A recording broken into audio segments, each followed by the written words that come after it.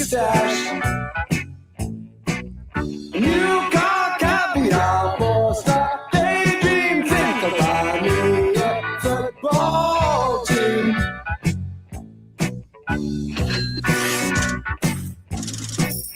Money, get back. I'm alright, Jack. Keep your hands off of my stack. Money, it's a hit. Don't get me back to good bullshit. I'm in the high fidelity first class traveling section. I think I need to live jets.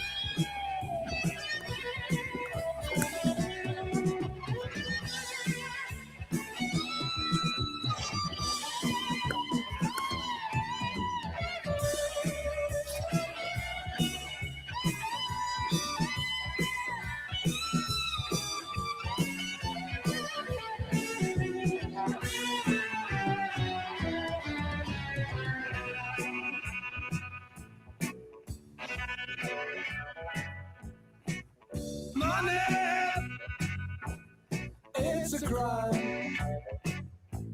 Share it fairly, but don't take a slice of my pie.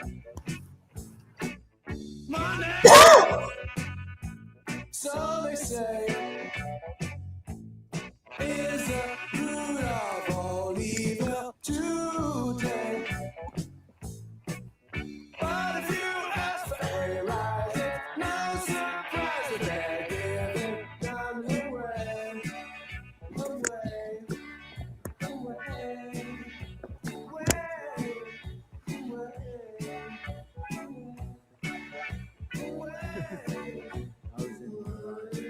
Yes, absolutely. I certainly was in the right. Timmy.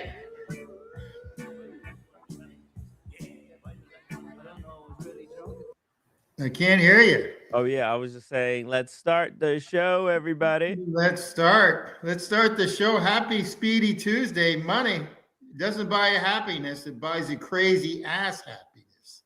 How are you? Crazy ass happiness. Money always buys you crazy ass happiness. It's a good point because with money, you could. It's not so much that it buys you happiness. It buys you freedom to do what you genuinely want.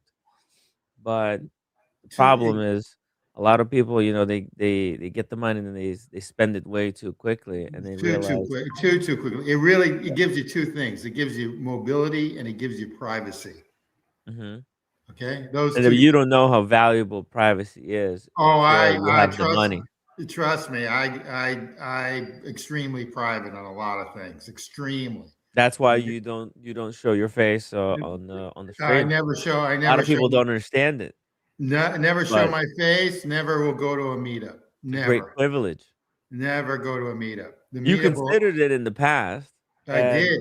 I did, but and now that. lucky that you didn't do it No, are too you kidding? early. Are you kidding me? That I've got too many haters, so it's okay.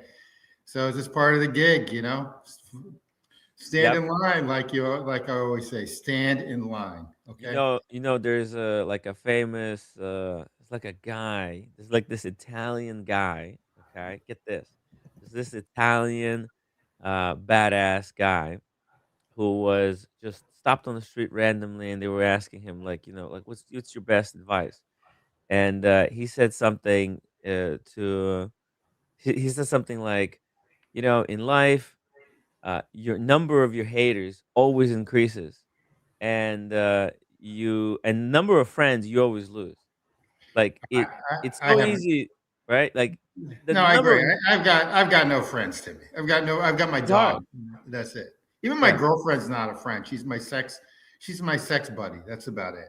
Okay. yeah, yeah, All exactly.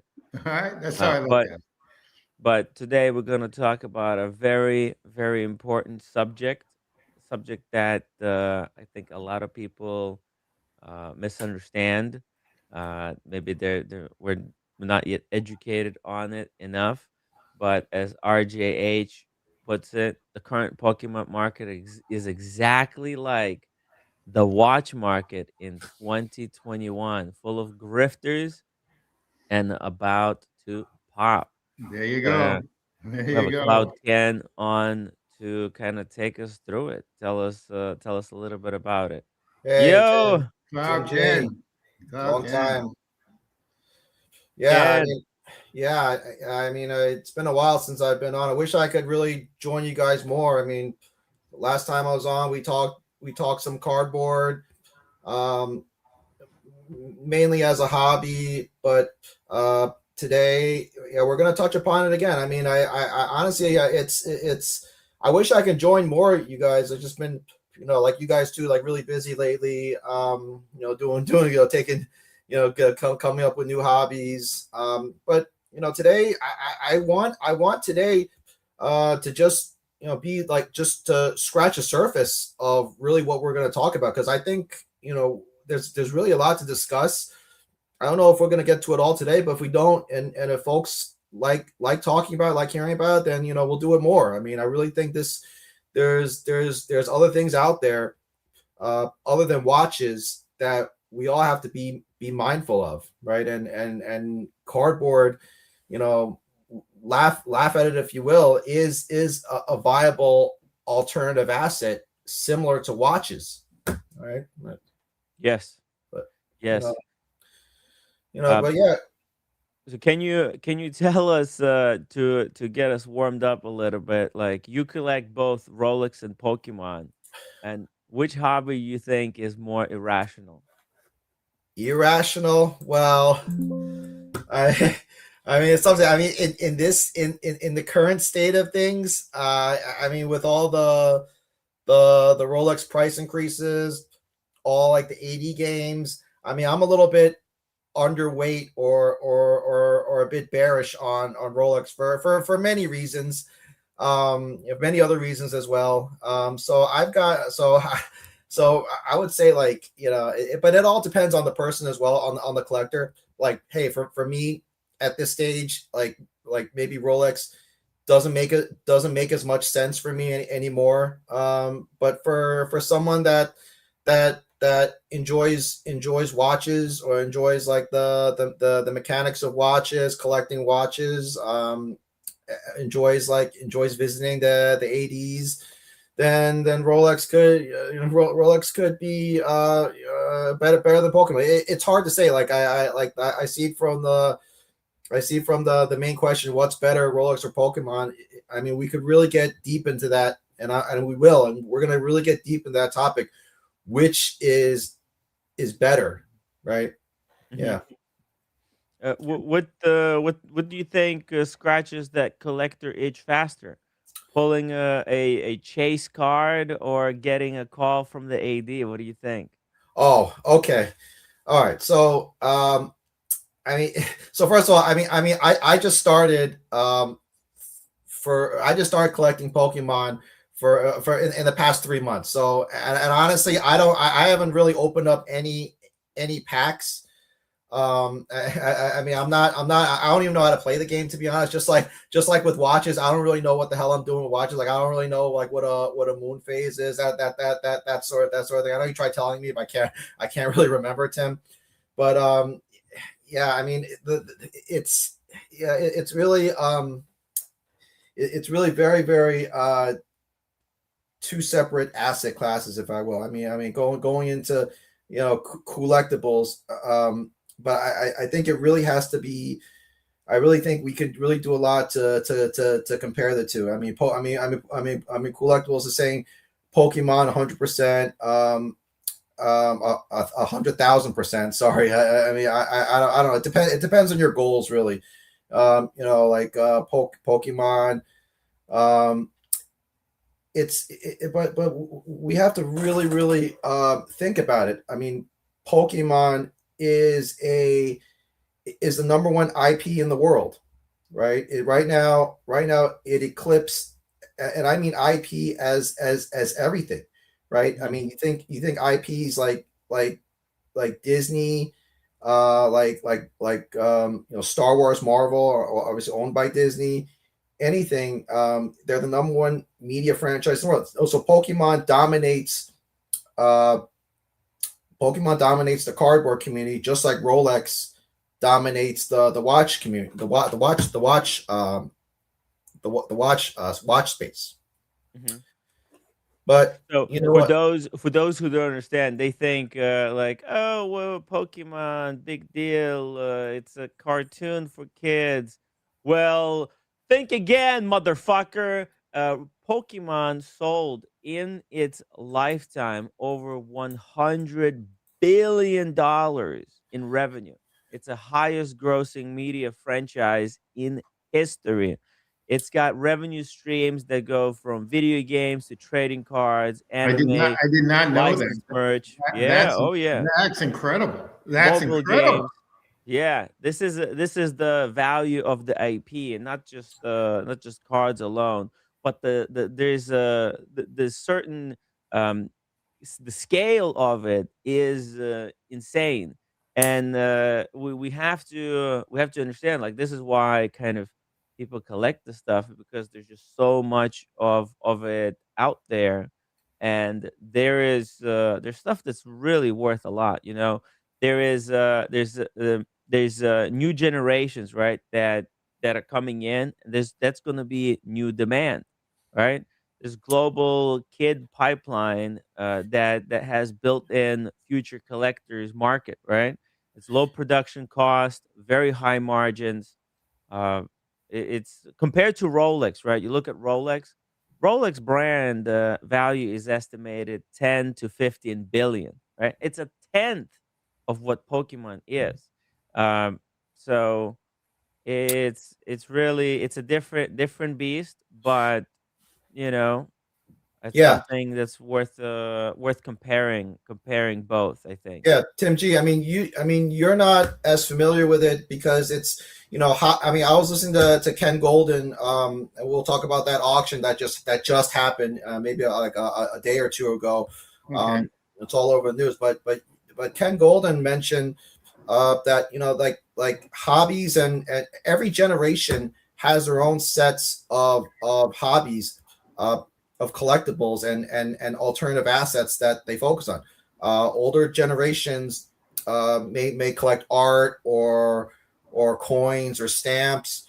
My generation, millennial generation, might have been, or maybe before my generation, might have been like sports cards, baseball cards, and then the generation like probably after mine, mostly Gen Z, and later, they grew up with Pokemon. I mean, and other types of collectibles like this. Like I grew up with comic books as well, that sort of thing. So it's really hard to say, what is the right thing to collect, because and will be in the future the right thing to collect. It's just yeah, you have to keep track of what every generation collects and grows up with, and then think about in the future when these folks come of age, have more disposable income. Those are the assets that you could really focus on. That actually makes sense, because I was a comic book collector during my youth. So that makes a ton of sense. Yeah. You know? Yeah. There's many different similarities and differences in how these two asset classes behave. For example, like when it comes to scalability, Pokemon IP is infinite because there's just so much that you could do with that IP. Whereas Rolex, it's just about one single product. When it comes to demographic for Pokemon, it's from youngest age till lifelong fans. People who enjoyed Pokemon when they were kids, they're gonna be fans forever. Whereas Rolex demographic, it's adults with disposable income, right? It's very limited market. The liquidity for Pokemon is high for sealed cards. There's seal like obviously you can't be just going out and buying everything and thinking that this is going to be collectible in Pokemon world. You have to really curate and understand what is the best of the best, because I think there's a lot more volatility compared to Rolex, right? Rolex is not volatile, almost not volatile at all, and Rolex does everything they can so that their products, all their products hold as much value as possible. Yeah, that's right, Tim. I mean, so the question of what's better, Rolex or Pokemon, really comes to really. I mean, the real answer is they're both great in their own regard, right? They both serve two different purposes. Like you said, Rolex is meant to be a non-volatile asset class. It's not supposed to really go up. And when I say go up, I mean like as an investment, I mean like holding like ideally stainless steel, the stainless steel sports stuff. It's supposed to have value retention first and foremost. Supposed to perhaps go up a few percentage a year, keep up with inflation, and really just act like as a fixed income asset and hold your and be able to protect your portfolio. Similar to like real estate or gold, it should serve as like a ballast for your entire alternative investment sleeve, if you will. Whereas Pokemon, it's really your growth, really that it has.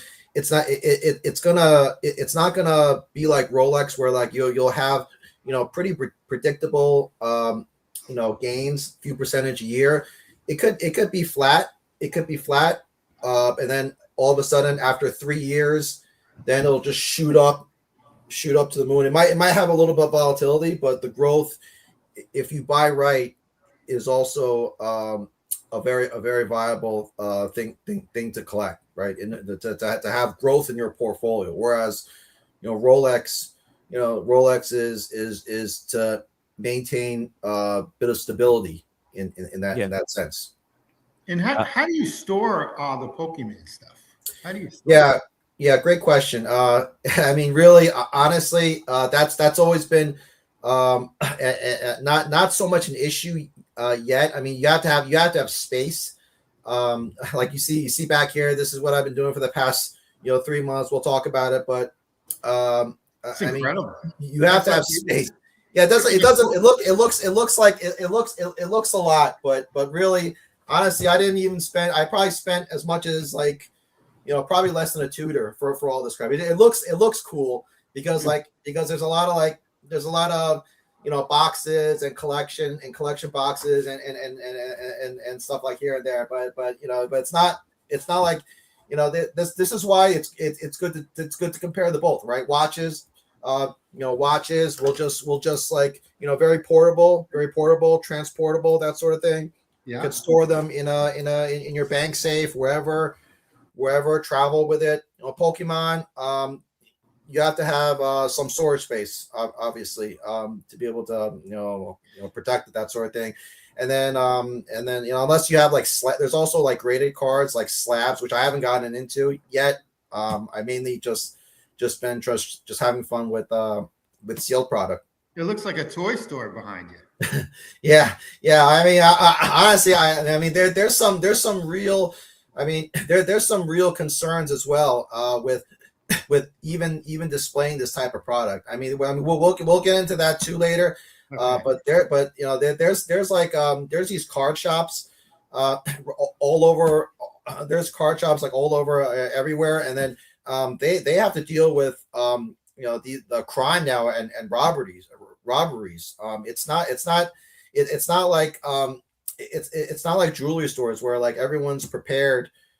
Everyone's prepared, there's double doors, buzzers, that sort of thing. I mean, you look up videos, you look up on the news, there is some serious stuff going on in terms of crime and stories, and these stores, these comic book store, these card stores, they're just a lot of people are just unprepared at the value of these cards at this moment, and people taking advantage. I mean, and even the potential future value as well. And potential future value, yeah, absolutely, because everyone understands how much money you can make off of these potentially.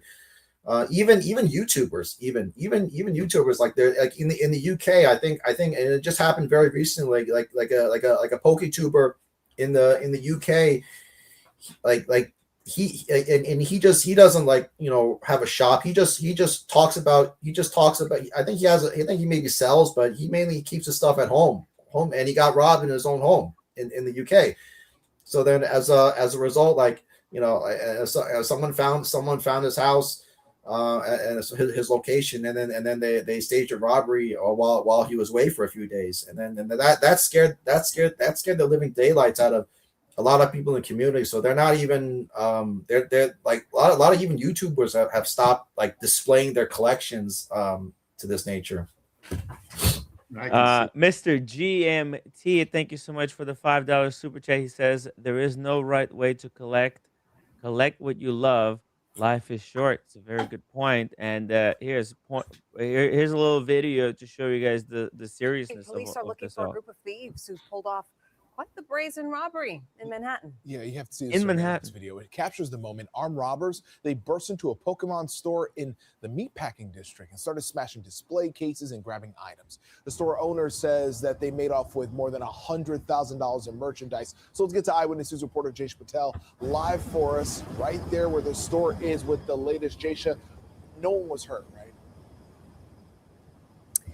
Pedro, Shirley, good morning. No one was hurt. That's the good news. But police are still looking for those 3 brazen robbers who walked into Poke Court behind me and stole $100,000 worth of merchandise. You can probably tell from looking behind me that the front doors are boarded up this morning. But the entire robbery was all caught on surveillance video. Take a look at your screen. You can see those robbers walk in the store. They're wearing all black with anime backpacks on around 6:45 last night. They smashed the glass display cases while pointing a gun at shoppers. Now, along with the $100,000 worth of merchandise that they stole, the NYPD says the robbers also stole $1,000 from the register before running away westbound on West 13th Street, where this store is located. The Poke Court is a Pokemon store that was opened by a group of friends who grew up watching Pokemon and traded cards. And the founder says they opened the store 2 months ago and the robbery happened in just 3 minutes. She says the store was filled with more than 40 customers for its first ever community event when the robbery happened. Oh, Yeah. Unreal. Yeah. I mean, and just to address what my watch channel says, baseball cards used to be the thing. Decades later, maybe 1-2 cards have any real value, no scarcity when everybody collects them. I think however, the modern cards are very different from the baseball cards of the old era. It's because, and it all has to do with the IP. It's kind of like with Rolex. There's a reason why Rolex watches still hold value to this day from the 50s and so highly collectible is because of the strength of that IP. Those baseball companies that made baseball cards, they're out of business, or they're not really made the stuff collectible. They just put them out. They never meant them to be collectible. Maybe certain individual ones are collectible, but the reason Pokemon is collectible because Pokemon is very similar to Rolex. They're the IP owners. They maintain the hype. They maintain the culture. It's all done under licensing. It's all done under very official rules. There is each card it has like its own like barcode or right like they're all individually numbered even. Right? They yeah, have a reference number. I would say the difference there Serial number. to that comment is, I was there too when baseball cards used to be a thing, and then they just, comic books too, other things as well, but they mass produced them relative to the demand. I mean, they really mass produced. I mean, maybe there's a few cards from that era, early '90s. Maybe you have your your Ken Griffey Jr. rookie cards that really shot up, but then they went down because people found out there was more supply in the market. You have your Mark McGuire's, your Sammy Sosa's. I mean, sports cards. There's a risk to sports cards that there isn't with certain non-real life IPs, and that sports cards. Okay, if Mark McGuire, Sammy Sosa, okay, they can hit 1 million home runs, but hey, if they get caught cheating or if they get caught doing something that's not favorable, that market could really tank. All right, so there's some risk there to comic books too. All right, I actually have a Pete Rose way back in the 70s. Pete Rose, 1970s. Pete Rose baseball card that I used to collect baseball cards, and Pete Rose and Johnny Bench and the great Red Machine of the Cincinnati Reds. And the Pete Rose, because he gambled and everything, was actually worth a fortune. I've never checked it before. Now, sure. Because he wasn't. He should have been in the. He should have been in the Hall of Fame and in Cooperstown, but basically they denied him because he supposedly was cheating. So in any event. Yeah, it's all about your supply relative to your demand. I mean, everyone talks about Rolex. Oh, they're a terrible investment because they're mass produced watches. Oh, they make 1.4, 1 point whatever million watches a year. Well, guess what? Mass produced, but there's also mass demand. Right? I think that's really the important thing that really, you guys like, okay, mass produce, okay. But the important thing is the mass demand, the way that the company manages supply relative to the global demand out there. That's that last thing you said there, the managing of the demand, and Rolex is actually cutting supply And I was talking about this on the live stream couple of maybe like last week, a couple of days ago, and I've made the case that the reason Rolex is cutting the supply is because they can, and because they know what they're doing, not because they're Sure, suffering. They sure. can afford to cut the supply because at the end of the day, it's all about managing the demand. They see the demand fell a little bit, they're gonna cut supply as a response in order to keep the product scarce. And I think there's same behavior is going on in the collectible cards. RJ says, "Well, Pokemon collectors open packs, play the game, trade the cards, and collect them because they like them." And there is, let me see, there was a comment here that those packs behind you are mass produced as well, Ken. There are just many like you that keep them sealed on shelves, and that it's like meant for kids. But I think I would argue like we're in the new era. The Pokemon is not making cards just for kids. Maybe originally when these cards and this game was created, it was created for playing and trading and like to be this kind of low stakes, just a fun thing for kids to do. But I would argue the hobby has changed. There is Yeah, they yeah. have segments. There is Pokemon cards for collectors with disposable income, and then there's ones for kids. Yeah, and unfortunately, that's similar to watches. A lot of people can't get, myself included, I guess, but a lot of people can't get the watches they want because they just exploded as investments. Recently. We're going to talk about Logan Paul and his auction that just happened for 16.4 million, right? I mean that number is similar to what the Paul Newman Daytona traded for in 2017, an auction for in 2017. Sorry, and then I think Paul Newman auctioned for 17.7 million. That just kicked off the whole not so much that kicked off, but not so much that kicked off, but that just that really made watches start a hype cycle for watches for that short period of time. Exactly. The hype in wristwatches could actually be linked back to the sale of the Paul Newman Daytona on the auction for 18 million. That's what when watches were kind of put onto the mainstream, and you can say very similar thing is happening here in the Pokemon world. There's certain, and these are you look at these are the original like back in the day original games, original cards. These are the original rare cards, very produced in extremely low quantities because they were just testing out the Yeah. field. It's Mhm. kind of like getting one of the 100 of the original Submariners, right? When Mhm. when the Rolex first released the Submariner, they released a batch of 100 pieces because they were just trying to test out, how this watch is going to work. And there was still a lot of interpretation, reinterpretation in those early days. And it's very similar thing is going on in the card space. And it's cool to have these cards. Obviously nobody needs the original vintage Pokemon card, but it is incredible piece of history. And look at this guy right here. What is he wearing? Look, he's handling cards. Okay. What does he Okay. got on the wrist there? Is that raw? Is that offshore? Is it a Yeah, concept? let me Yeah. scrub it Okay. Okay. down. Okay. Oh, hello. You know what Sure. that is? Sure. PG got that watch, I believe. That's the Royal Oak Offshore with the blue ceramic bezel. Yeah. There's Yeah. not a lot. Yeah. There's not a lot of overlap. Uh, with collectors collecting both watches and Pokemon. I mean, I think collectibles.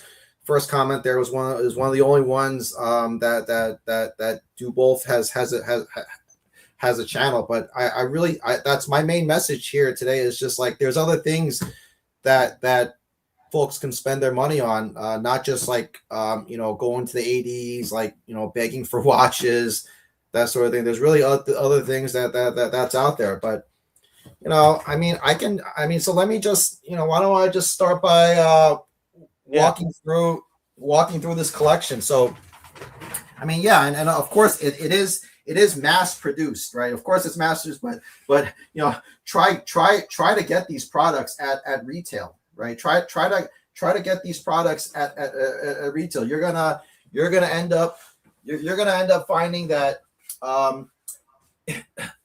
unless easier said than done. it's easier said than done. Even as mass produced as they are, you want to try to get on a Target or a Walmart drop without a lot of skill and technical knowledge to create a robot. Okay, good luck. You want to try and wait on and get the products at a store. Okay, I hope you bring a blanket. Okay, because you're going to be cold waiting out there all night with some of these guys. So a lot of this stuff I got lucky. I was able to get some at retail. Some I just buy at market just because, what the hell's the point of me, competing with robots or scalpers waiting on online flippers, but you think I'm holding a mass product, sure, but you go back and look at the data, and the great thing about cards is that everything is very data driven and transparent. You'll be hard pressed to find any product. We'll talk about which products are good for what, but you'll be hard pressed to find a product that has not made money. At minimum, you'll get value retention. I mean, there's still like the decision of buying the right products. But you'll be hard pressed. I mean, we don't even have to go back to like the late 90s. We're like obviously buy a box then nobody knew as much, but obviously you buy a box then you 100,000x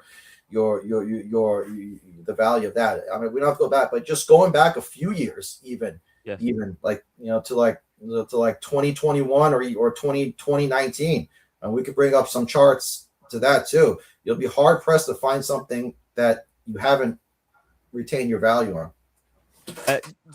As you show us, there's some of the product you get. Where do you see the real long-term value? Is it the sealed? Is it the slabs or raw? I mean, me right now personally, like, I don't like, I never got that much enjoyment. I mean, opening a pack, right? Opening a pack is it's a lot like gambling. I mean, a lot of people like doing it. Look, good for those that like ripping packs. But the sealed products are typically the easiest to resell, the most liquid, and the most reliable and can have the most reliable growth. I mean, the reason is that if it's a good set, more people will want to open them. So there's less sealed product out there as time goes on. Time is your friend here in this case. But so let me just talk about there's a certain way or I organize this collection. So like you have these are just like individual packs, right? If you will, all right, individual packs. So these I'll eventually rip. Well, not me. Maybe I'll have my kids rip them. Individual packs. These are fine. Messing around, right? All right, and then there's different types of packs here, like come in like groups called they call them these like blisters. Basically, just means like they're sealed in plastic. They call them blisters as well. This is a new set, Ascended Heroes, right? That's pretty cool. How much does that cost retail? Retail, for example, just this cost retail. I think I got it for $15 retail. Okay, then how much is it? Trying getting it retail? Okay, how much is it if I have to bend over and buy it now? Probably I'd say 40, but this is a new set, Tim. Okay. So similar to Rolex, I mean, or watches. Like when a new release comes out, it's usually very, very hot and hard to get. It'll be in demand at first, but as time but as we see with a trend, the typical trend is like, okay, it goes up as soon as released. Then as things cool down a bit, it goes down. Similar to watches, right? Rolex is they're super high gate. There's not much supply out there. Everyone wants them that latest and greatest. Then they'll go down for a while, but then over time, it's expected to go up, especially as they discontinue the sets. So it's typically a quick exponential curve going up, and then it flattens out going down, and then it goes slowly back up. That's the For way like the 2 years, 2 years, 3 years. Is that the time period that it starts going back up? 2 to 5 years. I mean, how long does it? Typically, how long does something like that go back up? I mean, it will drop, but it won't drop to where it was in retail, I'm assuming, right? Very rare. I can't really think of many sets. I mean, there's many sets out there, but but the typical time frame is 3 years that a set is in, and then we're talking about like normal conditions. Right now, Right. we're We're generalizing. I get it. a typical set length, a length that it's in production, right? Similar to like a watch production, is around 3 years. Then they'll discontinue that set, and then they'll come out with new stuff, right? And then typically the old stuff tends to increase in value at that point. So if you're able to, it is volatile during that time frame, especially when it's in production. But typically, if you're able to hold on long term, check the data, check the charts, then you'll have at minimum value retention for some of the not so in demand sets, but for some of the better sets, and we could talk about what's a better set, then you could potentially have a lot of growth. So let me ask you: is there like a Chrono 24 for Pokemon cards? Yeah, it's a TCG player. Really. In fact, the card market is way more advanced than Chrono 24. There's a lot more places where you can buy and sell and trade your cards compared to wristwatches. Wristwatches don't even have a grading place, whereas Pokemon cards are graded by there's so many different bodies that do it. Sure. I'm just talking about sealed product, but yeah, sure. There's also PSA. Yeah, they'll have a population of how many graded cards out there that are like a 10, right? Like that Logan Paul just sold, right? I think they're one of the people that actually does coins too. PSA, PGS coins, yeah. Okay, interesting. So they actually have a grading system, huh? Oh yeah, it's way more advanced than what's happening. Well, it's probably more efficient too. Yes. Okay. And it's a lot more decentralized. There's independent bodies that do it. They're not so kind of. Right now, there is no official grading. The only grading body there is the one that Fred Savage is trying to launch. Okay. And, yeah. And that has been very slow. Well, But please, let's see more product. So we saw this. So there's individual packs. Then there are like 3 packs plus. So that pack right there, it has 3 booster packs. Yeah, just 3. Yeah, they're good for opening. Honestly, these are good for opening, messing around, right? I mean, yeah, you could flip these too. I mean, whether or not you'll get full market value. I mean, I'm not a dealer. I'm just a collector, but they're pretty liquid. I mean, you guys will find out. All right. There's only compared to watches. There are a lot of people that'll buy this stuff. And what is the advantage of buying a pack like that of three booster packs inside that plastic, like versus buying them individually? Yes, yeah. So the thing with these individual packs is that there could be like what makes these packs special is like there could be like special cards inside, full like hologram foils, maybe even what they call like God packs, if you will, meaning like the whole pack is full of like rare foil cards. And what a lot of people do, right, if they have like a pack like this, is like they can weigh it, and then they could weigh one pack.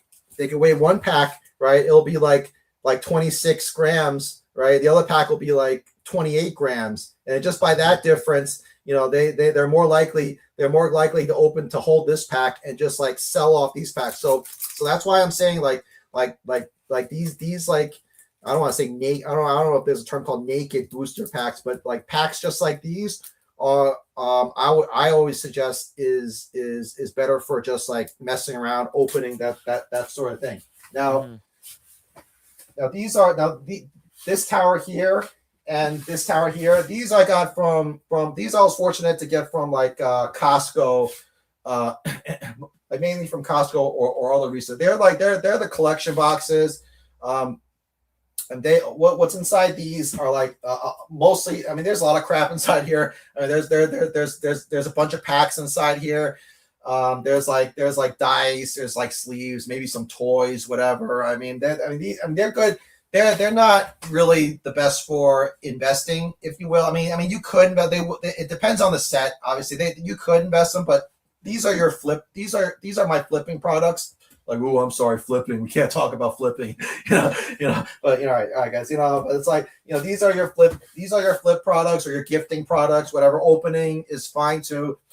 But this tower over here, this bookcase, is what I call the asshole, the asshole tower. All right. The investment tower, if you will. I'm sorry, the investment tower. Right? It's all you guys that hate talking about investments with whatever. Or I should go. This is the asshole investment tower. Well, actually, I don't know. I mean, it's tough. It's tough to say. Maybe we should do a poll here. Like who are the bigger assholes? Is it the flippers? At this stage, is it the flippers or is it the investors? I honestly have no idea at this point. I know. For me, the answer is both, but I actually like. I think that there's no correct way to enjoy the hobby. In fact, when there's a healthy flipper investor market, it benefits the the enthusiasts and the owners of the product just in general, because it gives more meaning to the product. So people could have just played this card game as kids and just got an enjoyment out of it, but the fact that there's people who take this stuff seriously. They take it beyond just playing the game. There's a competitive scene. Number one, you can compete in the Pokemon. You can win serious money. There's people who play Pokemon professionally, like people play football, and you can make insane amount of money.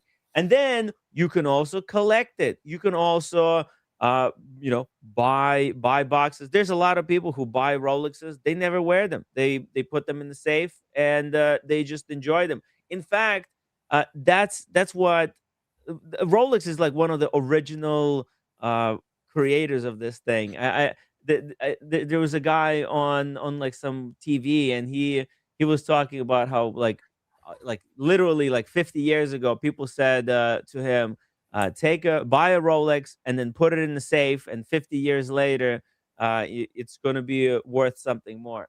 And Rolex started it, and it's incredible that this same kind of thing can exist in the world, because the reality is, no, but you know what? Like, there's rare cards, and the ones that you have there in that tower, I'm sure that those boxes, they have certain special cards that you don't need to win the tournament. It's not like you're taking away cards that are going to be necessary to win this tournament, and just because of you can't win these tournaments. No.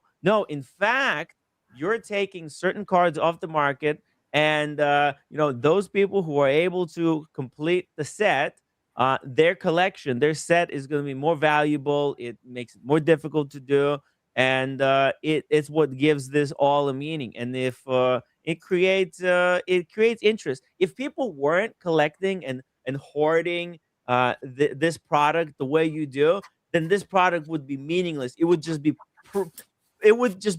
paper with some ink on it. Yeah, But it'd be like Magic the Gathering or some or watches. the Not baseball older Rolex. cards of the Yeah. old era, right? That nobody gives a shit about.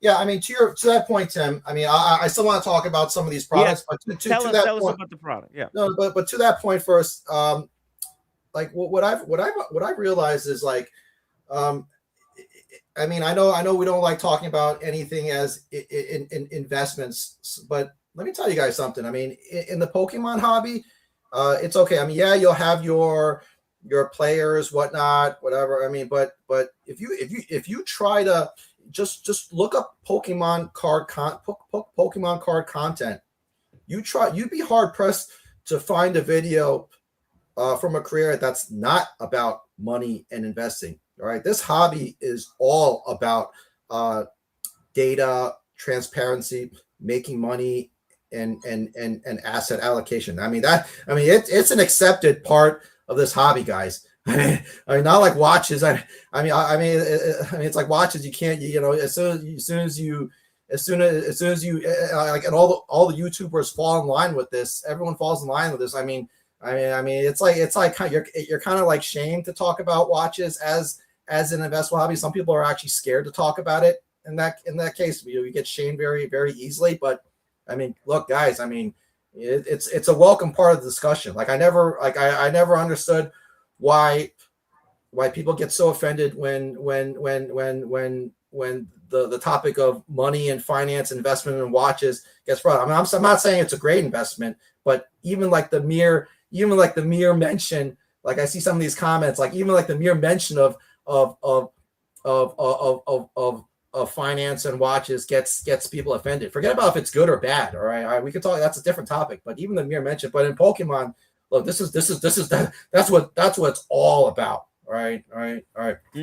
Even more so than wristwatches, right? A lot of because there's that whole thing, right? A lot of watch collectors, they believe that, oh, you have to wear the watches, like you have to wear them. You can't just buy something and enjoy just knowing that you have one in your safe. Like you can still, believe it or not, you can still so Terry here says, "Do you mean they put them in the safe and just don't enjoy them, Timmy?" No, they enjoy them by having them in the safe in the pristine condition, right? There's certain satisfaction that you can get if, for example, you bought a brand new, let's say you bought a brand new Daytona at retail, you got lucky, maybe it was, whatever you or just any Rolex, you got it at retail, and then you never put it on the wrist because do you really need to wear a wristwatch? Not really. It's a luxury product that you buy when you have excess income. So you put it in the safe, and there is an enjoyment, kind of knowing that you have a perfectly pristine watch that has never ever been worn, and you know that you have such a piece, and you know how desirable that is because eventually that model is going to be discontinued. Like, for example, the Lama is a perfect example. Someone, all these fuckers, they want to wear the Lama to show like, hey, I got the Lama and I can wear it and enjoy it. But getting one and never wearing it, just sticking it in the safe to bring out 50 years. Imagine waiting 50 years to bring out Lamar. In 1975, there's going to be a Phillips auction or some other big auction at the time, and somebody's going to say, guys, imagine this. You know what we have today? We have a Rolex Daytona Le Mans that was produced in 2025. It has never been worn. It's fully stickered. It'll blow people's minds because it's kind of it's kind of almost easy to wear and show something off because it's you get satisfaction out of it immediately. But delaying that satisfaction for later is it's another form. It's like a form of uh, discipline, like being so disciplined that you I can mean, buy to a each his watch. own. Dude, look, to each Yeah. his own, guys. I mean, yeah. I mean, if you get if you get personal enjoyment out of wearing watches, you get some social like credit out of it. Great for you. Some people don't. Look, some people don't get much out of wearing for whatever reason, guys. I mean, it's not. I don't think it's on anyone's. I don't think it's on anyone to judge, like, who, like, well, why do you wear your watches? Why don't you wear your watches? Why do you keep them in the safe, right? I mean, there's many reasons for that sort of thing, guys. Yeah. It's like collecting cars. You just need a garage for them. Yeah. Yeah. Daniel Katz, 279 super chat. I tried to collect myself and failed. There you go. Damn it, Daniel. Well, Yeah. I'll buy you below retail. Yeah. So just to go over this tower, right? Let's see what we got there. Yeah. Investment tower. So, this is the Magic the Gathering session, but we won't go through that right now. All right. But these like these boxes here are called booster bundles. I'll just real quick. Maybe you guys know all this stuff, but they have 6 of these packs in here, and then the real benefit is like this is sealed and it's harder to like weigh, and you get more packs into one for these boxes. So these are very liquid and fungible, right? Very easy to sell, especially if it's a good set. Cheap. I mean cheap relative to other things, but you'll have buyers buying this stuff. Just to really quickly, like those regular booster packs, individual, usually those are sold in big boxes. There's a big box. I think they have like 60 of them or something. Yeah. So this box up here, has 36 individual booster packs in these. So those are usually the retailer will buy. They will open them and they'll sell out of it each individual pack. So when you go to the store, you can buy individual packs, or you can like online, or sometimes you go to the store, you can buy from the store full pack. Yeah.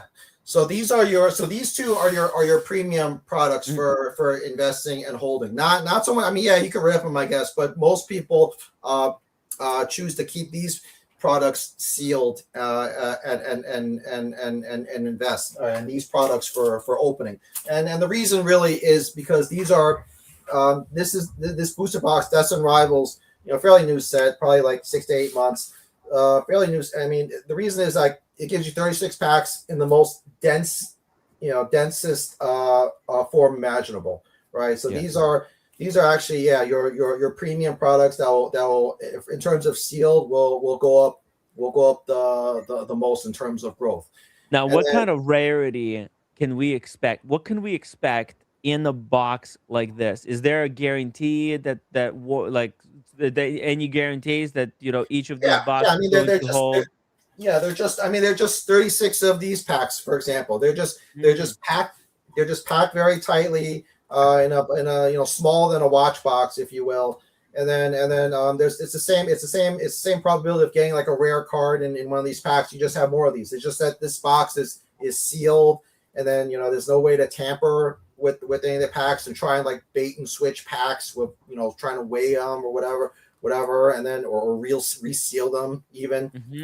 But so these are your premium products, and then the issue with these is that they're making less and less of them because like as you mentioned, Tim, is this product was originally meant for stores, for LGSs to rip open and just like display them and have kids come in and buy one pack at a time, rip one. But I think as the hobby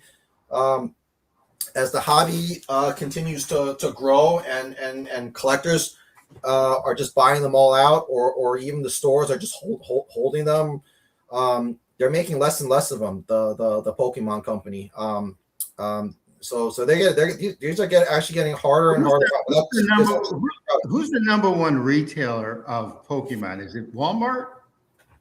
I don't know if it's. I mean, everyone gets. I mean, a lot of retailers get a ton of product. I don't know what's. I mean, there's Target, there's Walmart, there's Best Buy, a lot of places. Like you can even like go to your local pharmacy. Everyone supposedly gets these cards. Like you can go to your pharmacy, your 99 cents store, your whatever, like whichever retailer is able to. If you were going to go to a retail store you're in Manhattan, obviously. If you were going to go to a retail store, where would you go? Whichever one Ha- potentially has- has supply. I mean, that's the hard part. I mean, retailers do get them, but good luck trying to get it at retail. Similar to getting a watch at retail, right? There's a certain time and effort you have to put in, getting like alerts and notified. Like I get a lot of these products, because so I just get lucky. Like there's a retail place, near my home, and like after I send my kids to school, then on the way back, I just stop there, and then I just and they all know me at this point. I just say, hey, any shipments today? Any drops? Then nope, nothing. Then What happens when you're out and working about and your kids come home and start opening up every one of those bags? yeah. Well, they understand. They understand. They have. I mean, I'm sorry. I mean, we'll get to that later too as well. But obviously, if they want to rip, I mean, I'll have a dedicated. I'll have dedicated packs for the rip. They don't need to rip like the premium products. This is like just the last thing here. This is an Elite Trainer box. So. I mentioned that the Pokémon Company International, right, similar to the Rolex company, they're a private company in Japan that manages everything. Like they're coming out with less booster boxes, right? Because those realistically don't make as much money because they give so many packs in a condensed product, and they want to make those limited too. So this is what they call an ETB, an Elite Trainer pack. It has around like nine to they can vary anywhere from 9 to 11 packs.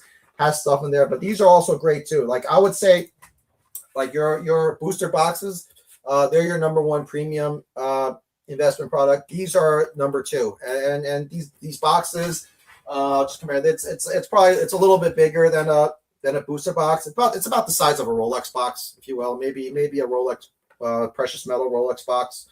These are great to store. These can be stored as well, and they're great for display as well. Like I only have a couple of them I was able to get. And show us the back. Does it say on the back what's in this pack? Yeah, it's just nine packs. Yeah, I'll try to get it. Yeah, 9 packs. Bunch of dice, maybe some card sleeves, maybe a box, maybe some promo cards. Yeah, but these are great to collect too. And for like special sets in Pokemon, like the real special sets, they're not making as many booster boxes. They're not making booster boxes at all for some of the real good sets. So I mean they're like, so this for some of the special sets. You can only get those cards inside the Elite Trainer box, or bundles or individual packs or some of these boosters, for some of these special sets.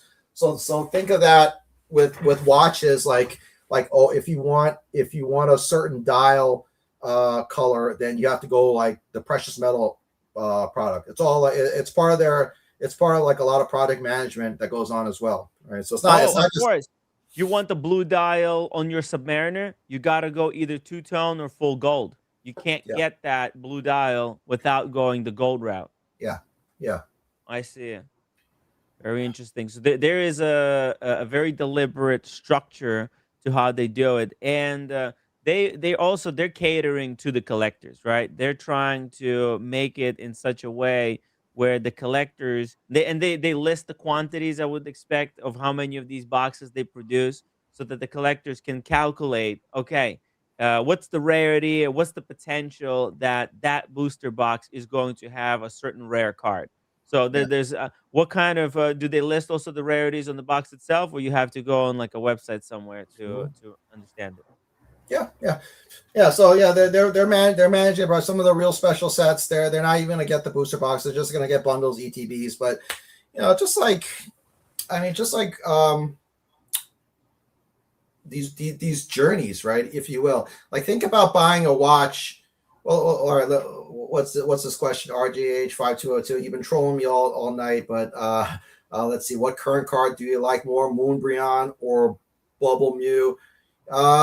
Yeah, I mean, I wish I look. I've only been getting into Pokemon for 3 months. I don't want to say I'm a total expert, but you know, from what I read, you know, Moonbreon is one of the signature cards of this era. Bubble Mew. At the current prices, Bubble Mew is pretty good as well. I mean, they're both great. They're both probably icons. I'd probably go with the Moonbreon over a Bubble Mew, but you know, I wouldn't be opposed to picking up a box of Paladin Fates as well for Bubble Mew growth.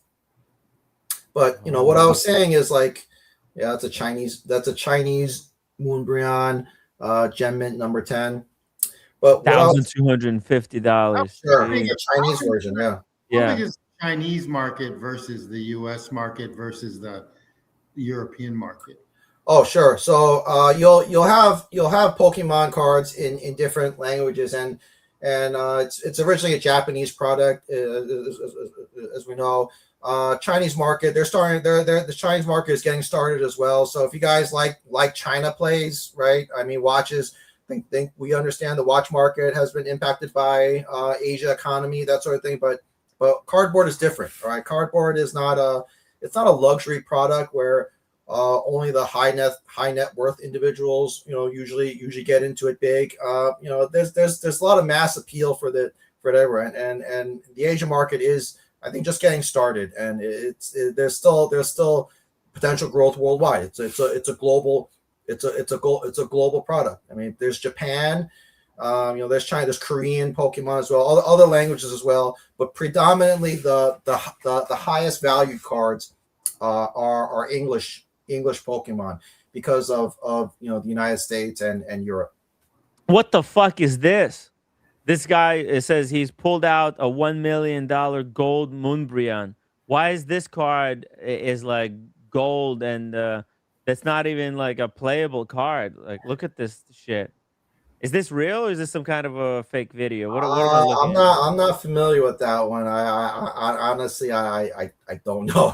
I wish I could tell you. I wish I could tell you more about Pokemon cards, just like I wish I can, you know, tell you about, you know, the mechanics of watches. But I hope I'll get there one day. But you know, right now it's just, I mean, just the journeys, right? Just you know, like I was just mentioning, you know, like how how I sometimes buy these cards. Like I have a retailer.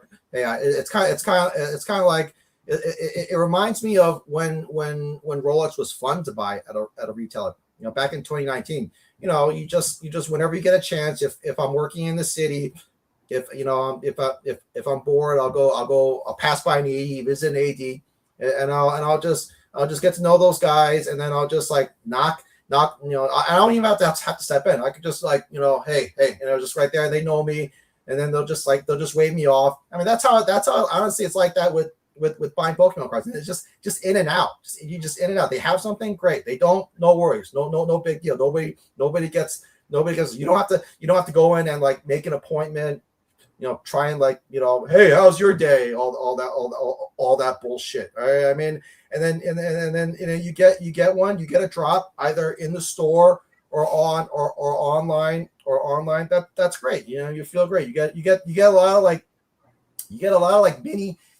of mini dopamine hits. You know, let's say like maybe every few weeks or so, whenever you can come across something at retail, versus let's say watch dopamine hits. You're like getting one pretty big hit, maybe, but you're getting it once a year, twice a year at most, and then what are you doing the rest? You end up spending all that time just like worrying and begging and wasting time going to visit. So I'm having a lot of fun. I prefer this, to be perfectly honest. And also, you're supporting a small businesses.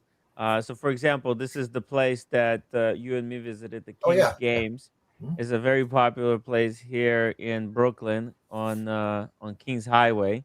It's a store where they have cards, but they also host tournaments. You can come, you can play the cards. That's pretty cool. That's pretty cool. Yeah, it's an entire culture. There's all, you know, there's collectors. They have computers there. People play regular games. It's an entire culture. You can buy individual packs, or you can buy. how much is the hourly on the computer? It's a couple of dollars. It's no big Okay. deal. Yeah, and Yeah. it's a very, very popular place, very busy, and it's a small, it's a small business operated by like true enthusiasts. These guys who are very passionate. They're working very hard. They're getting the stock in, and they're moving it along. They're trying to Well, keep it as fair as possible. yeah, something about these stores, like we call them LGSs, local game stores. I Mm. mean, they're just privately ran businesses that sell cards, but they're not like, I mean, they're not like uh, ADs where they're forced to sell at retail. They sell at market. So if you try to go to one of these stores, they are probably you're going to be paying the premium, right? Whether or not it's worth it to you or not. They're similar to like the gray dealer, but they get supplied. But unlike the gray dealer, which has to buy their watches, from flippers or through the back door, like these guys get distributor access at cost, and then it's always there's like an MSRP, but it's not like enforced. So they sell it for whatever the market can handle. Yeah, and usually they sell it slight like market cost, but not like ridiculous a price. So I remember we were talking about like the Spider-Man set or whatever the set was at the time, and they told me what the price is going to be, and they were selling it kind of. I felt it was a reasonable price because it was already going above that on eBay, and obviously it's whatever they sell it at. Whoever's going to be flipping it, they're going to be flipping it for double. So whatever they charge, the gray market adjusts anyways. But they try to be as fair as possible to make sure that they also sell everything, and they do want returning customers as well. So they're not Yeah, gonna yeah, completely rip you off. yeah, if they see you're like a regular, if you like open the cards, not like me, if you like go in there and play and buy other stuff, then yeah, they might sell you like similar watches. They may sell you a box or an ETB at retail or give you a discount from it. Yeah. Yeah, Because yeah, it's all Magic. at the end of the day, it's all about like it's about the community, and returning business is always Sure. better No, than you can't just burn everybody in yeah. life. Yeah, you can't. Yeah, I mean, there is. I mean, yeah, I'm talking about money today, but just 'cause I don't want to waste anyone's time, really. But like, yeah, there is also like a collector and a collecting portion of the game, a playing portion of the game. Yeah, kids obviously rip the product. Yeah. Build decks, build a community. Similar to what I talked about last year with Magic. There is a huge collector community, but I mean, there's also the other half is what investors do as far as They this. hold tournaments. You can win lots of packs by winning the tournament. This place holds a tournament every single week, and they have certain like the number one place gets a whole like a whole box or more sometimes. It depending, but at minimum you get a whole box. So like that box that you showed with 36 packs, if you win the tournament on that Sunday, at least you're Sure. gonna take a whole box home. Yeah. So Yeah. there's a lot of incentive Sure. Sure. for Yeah. I for mean, people who yeah. professional. Just these LGS swords, like from the earlier video on Poke Court. I mean, these guys. I think they really have to figure out the security issue because they're not like jewelry stores or ADs. They're like they're equipped to deal with the issues that come. I think a lot of these stores are scrambling and not putting their expensive product like out there for display, putting it in the back and just dealing with potential like issues with this. So you mentioned the Pokemon content, and do you think it has become more about ROI than collecting? I mean, it's always about collecting, right? That's why Pokemon has become the number one IP in the world. It's based. The whole thing is about collecting. Be it the video games, right? Video games. Got to catch them all, right? Collecting all whatever 100,000 whatever Pokemon, anime even, right? Talked about collecting, and then hand in hand cards as well. So all those three, it's really about collecting. But I mean, what my point is, like, we want to. It's also about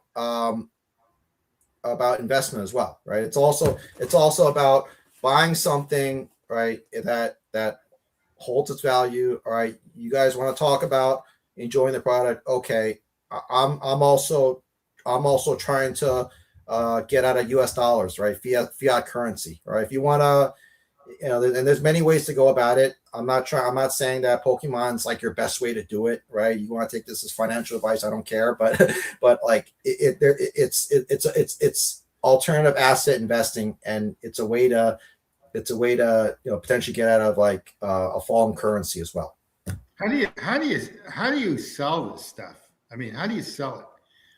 I buy stuff off of Facebook Marketplace. I'm not yet in. I'm still in the collecting phase, so I haven't yet sold. But there's TCG Player, there's various online, there's eBay as well. Obviously, you're paying certain fees for reselling sites. But the idea is that you buy and you hold, right? You hold for a time as a longer term investor. I mean, obviously you've gone to conventions. Do you ever set up a booth and start selling them there? Yeah, people. Yeah, when people get to that point, yeah, there are conventions, and you could bring all of your product to the convention, just similar to your typical watch dealer shows. Yeah, you could set up a booth and bring up your watch. Are you at the booth level now or no on Pokemon?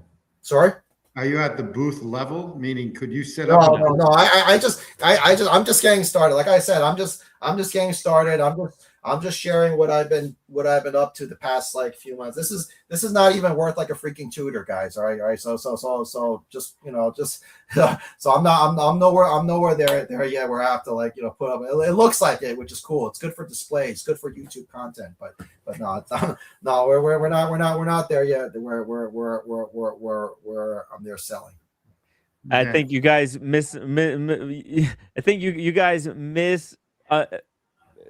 misunderstand like how hardcore Pokemon collectors could get. Okay, like for example, let me show you. Like this YouTube guy. Let's see this Adam guy. Let's see, is he? This is like a collector. Right, he's got binders. Even I have a friend from high school. He's got like 20 binders of Pokemon cards like this, where he organized every single card that he has. He wants to complete the sets, and so like right here, you see this. This guy's got the binders full of not women, but full of Pokemons. Binders full of Pokemons, and then he's got his like rare, rated cards up here. He's got like some individual stuff, and this is not even like the worst of it. There's some, see, like he's got some really even like more vintage stuff. Ken is just starting out, guys. To have a booth, you have to have $1 million in there you go. cards. His collection looks like my old Penthouse collection. Yeah, Penthouse magazine collection. But that's beside the point. No, I guess I just went over everyone's head on that one. That was olden days when they had magazines. Anyway, let's move on. You never know, Tim G. I mean, you try to get an appraisal for all those penthouses. Yeah, there you go. I mean, there you go. Get them graded. Yeah. Well, I don't know if anyone actually grade a penthouse, but yeah, that'd be tough to get someone actually. 9 years worth of subscription somewhere in the basement. Yeah. Let's hope the pages aren't too stuck together. Yeah, stuck together for many reasons. So anyway. But there, you haven't gotten into graded cards yet, right? No, not yet. I mean, not yet. I mean, that is something that the high end investor is recommended to get into. Like let's say if someone had like $100,000, right? Like how would you allocate that $100,000? Like you wouldn't, like you might not want to like allocate it into like all steel product, right? What you would have to like get pallets and pallets and warehouse space, all that stuff. So similar to Magic the Gathering, right? You'd have to focus on some of these vintage graded cards that would just hold like portable wealth. You just store them away, lock it up. No need to service them really, but just allocate your money that way. But no, I haven't gotten there yet, guys. I'm just having a blast trying to buy this stuff at retail, really. And it's kind of like this stuff is going to be valuable as long as it's sealed. As long as you keep it sealed, that stuff, it has enormous potential in the future to go up in the crazy value. And it's also very safe what you're doing. Like buying this product is quite safe, I would say. I mean, you mean safe in terms of holding like value retention? Yeah. I mean, as I mentioned, I mean, you guys try to find something that has decreased from its MSRP. All right, watches the way they these guys like all like gotten greedy and decided, okay, let's just increase our values to the moon. People still buy that shit. No, I don't think so. I think this company is more careful about how they treat their MSRP for their buyers. It's I'm not saying it's as safe as can be. I like put all your money in cardboard or not, but you just look at the data, right? You'll be hard pressed to find something that lost. And if you buy right, and hold, all right, you don't have the temptation to flip. I mean, you could flip, right? But if you don't have temptation, there's also growth potential, and like a convexity, it has velocity, right? Unlike a lot of like watches these days or fixed income investments to really take off. Speedy Hernandez, $5 super chat. He says, I'm not liquid enough to start investing in Pokemon cards. Most of my money is tied up in Beanie Baby furniture. Yeah. Sure. Oh, no, Beanie Baby futures. Oh yeah, guys. I mean, yeah. Collectibles. Problem with Beanie Babies. How would you compare Beanie Babies to Pokemon? Why one died in the hype and why Pokemon is so resilient? Can you explain it? Because I could probably I know, but you give guys. It's just, I mean, you guys look at this. I know. I agree. I know it looks very stupid, childish. No, it doesn't. You know what? No, Ken, it doesn't. It doesn't. It really does. Beanie Babies, because Beanie Babies, nobody gives a flying fuck about Beanie Babies because it's dead. It's dead. It was never there to begin with. Pokemon is a living, breathing IP. They're always making new video games. They're making new cartoons. They're making new anime. They're making new product that keeps the hobby alive.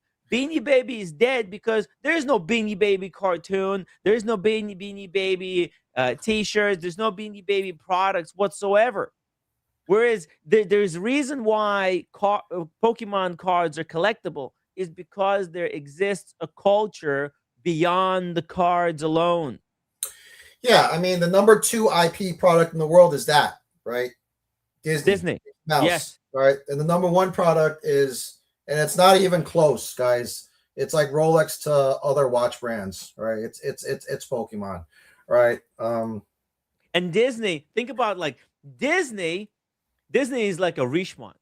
They own so many different properties, and they barely come close to Pokemon.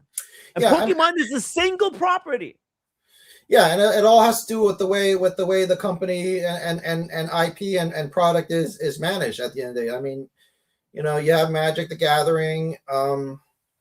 Magic the Gathering is like the Omega to Pokemon being the Rolex. Even though I think Magic the Gathering came before Pokemon, right? Like slightly. And then Pokemon based their game style on Magic the Gathering, no?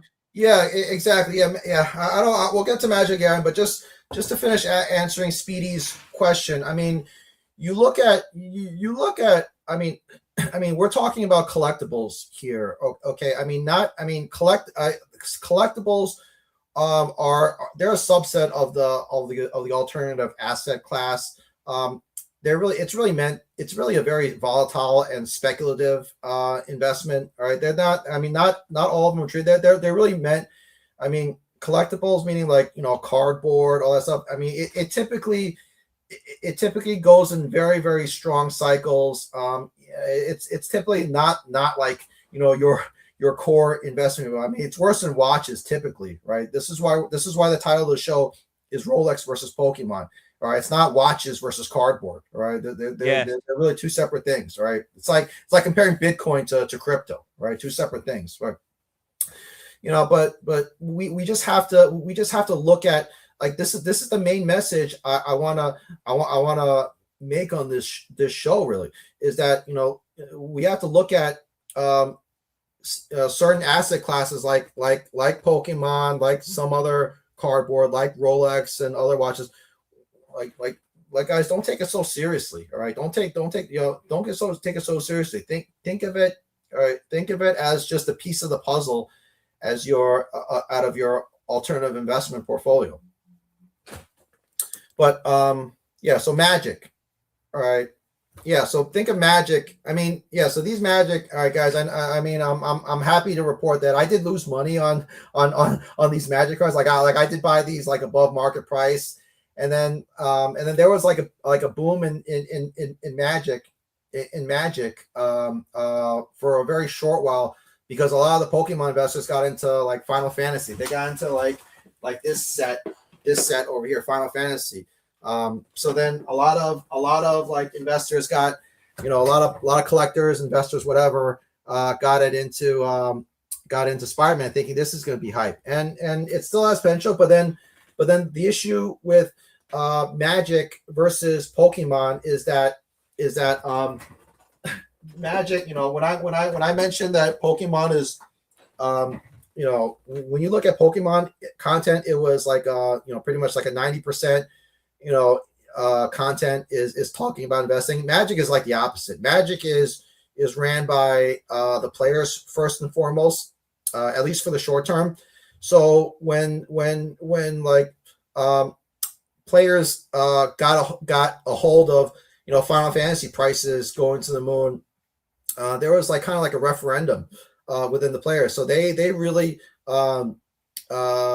decided to boycott the Spider-Man set. They just didn't like it. I mean, it's kind of a mid set. It's kind of a mid set to begin with, but there was like kind of a referendum because they hated, similar to watch enthusiasts. Like they hate the idea of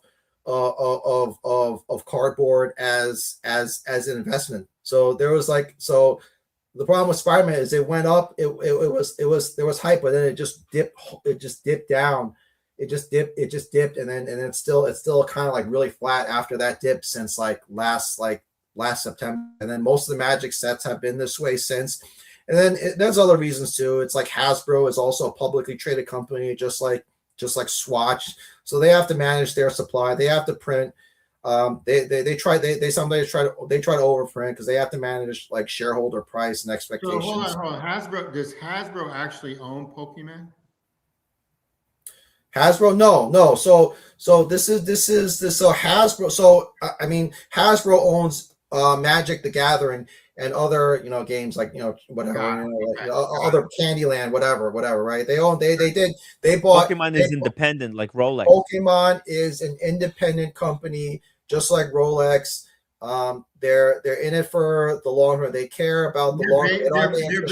They're based in Tokyo. Are they based in Tokyo? They're a Japanese company, right? They're a Japanese company, and they're privately owned.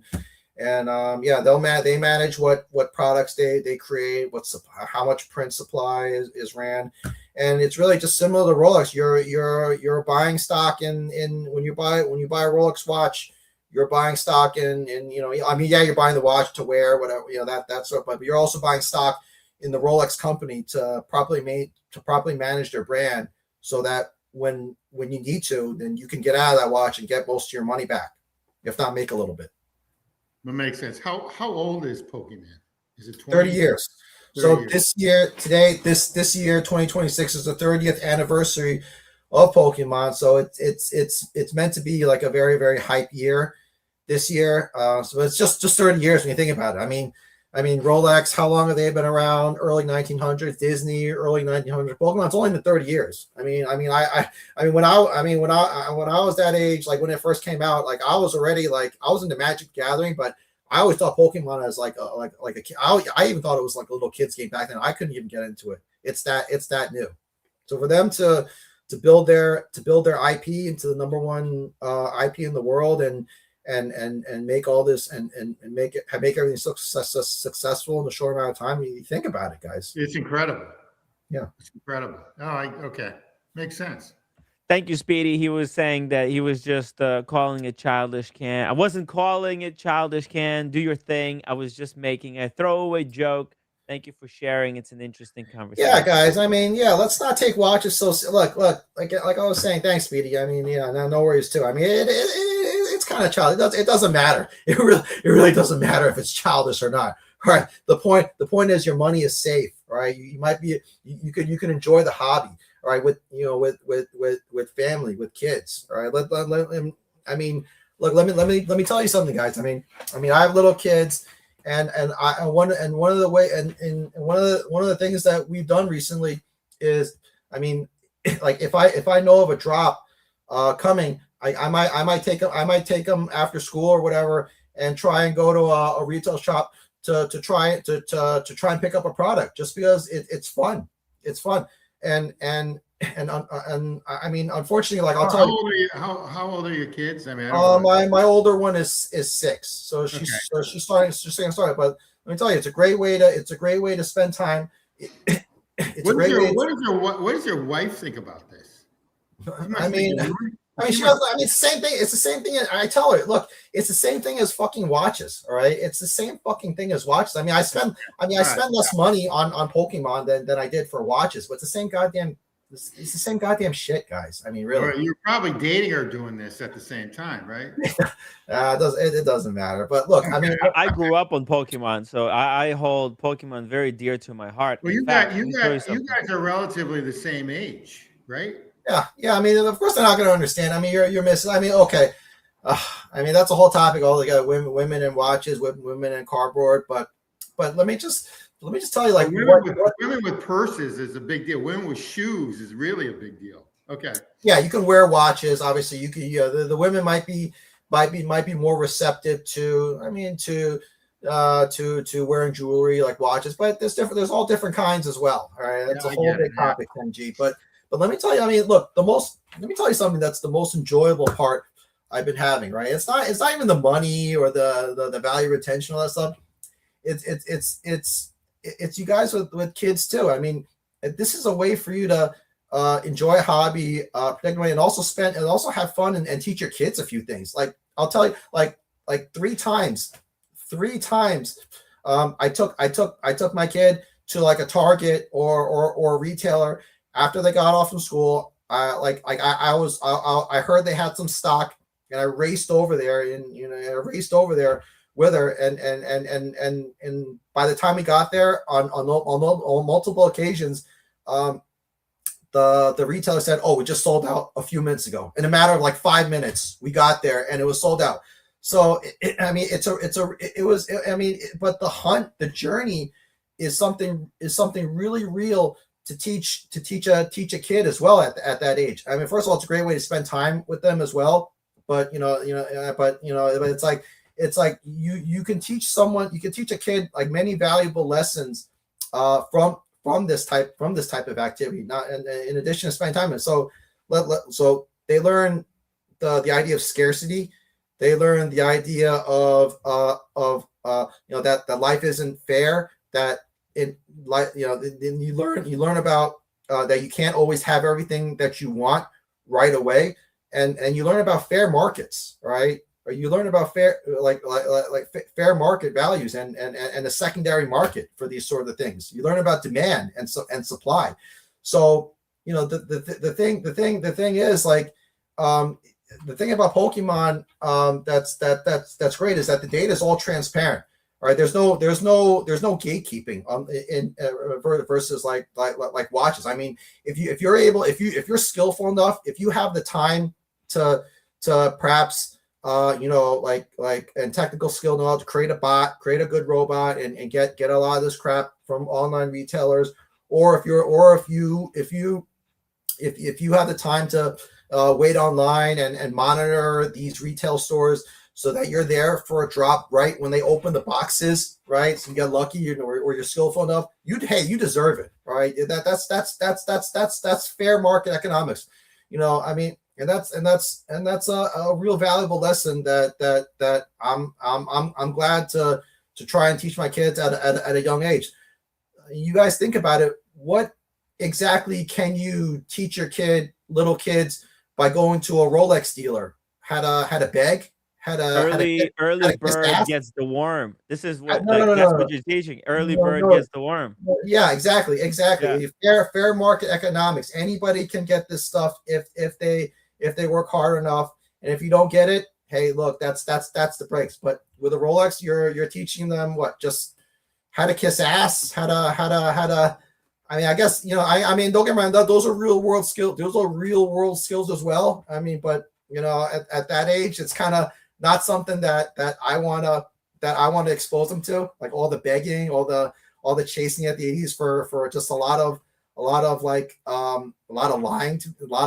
and a lot of like bullshitting here and there. I mean, you have a very transparent product right here sitting in front of you. The cool thing about Pokemon and collectible cards is the entry point into this hobby is much cheaper than into wristwatches. Wristwatches, it's super expensive, extremely high risk as well. You buy there is a guy that we were talking about yesterday. He bought a Daytona for 15,000 pounds. It turned out to be a super clone.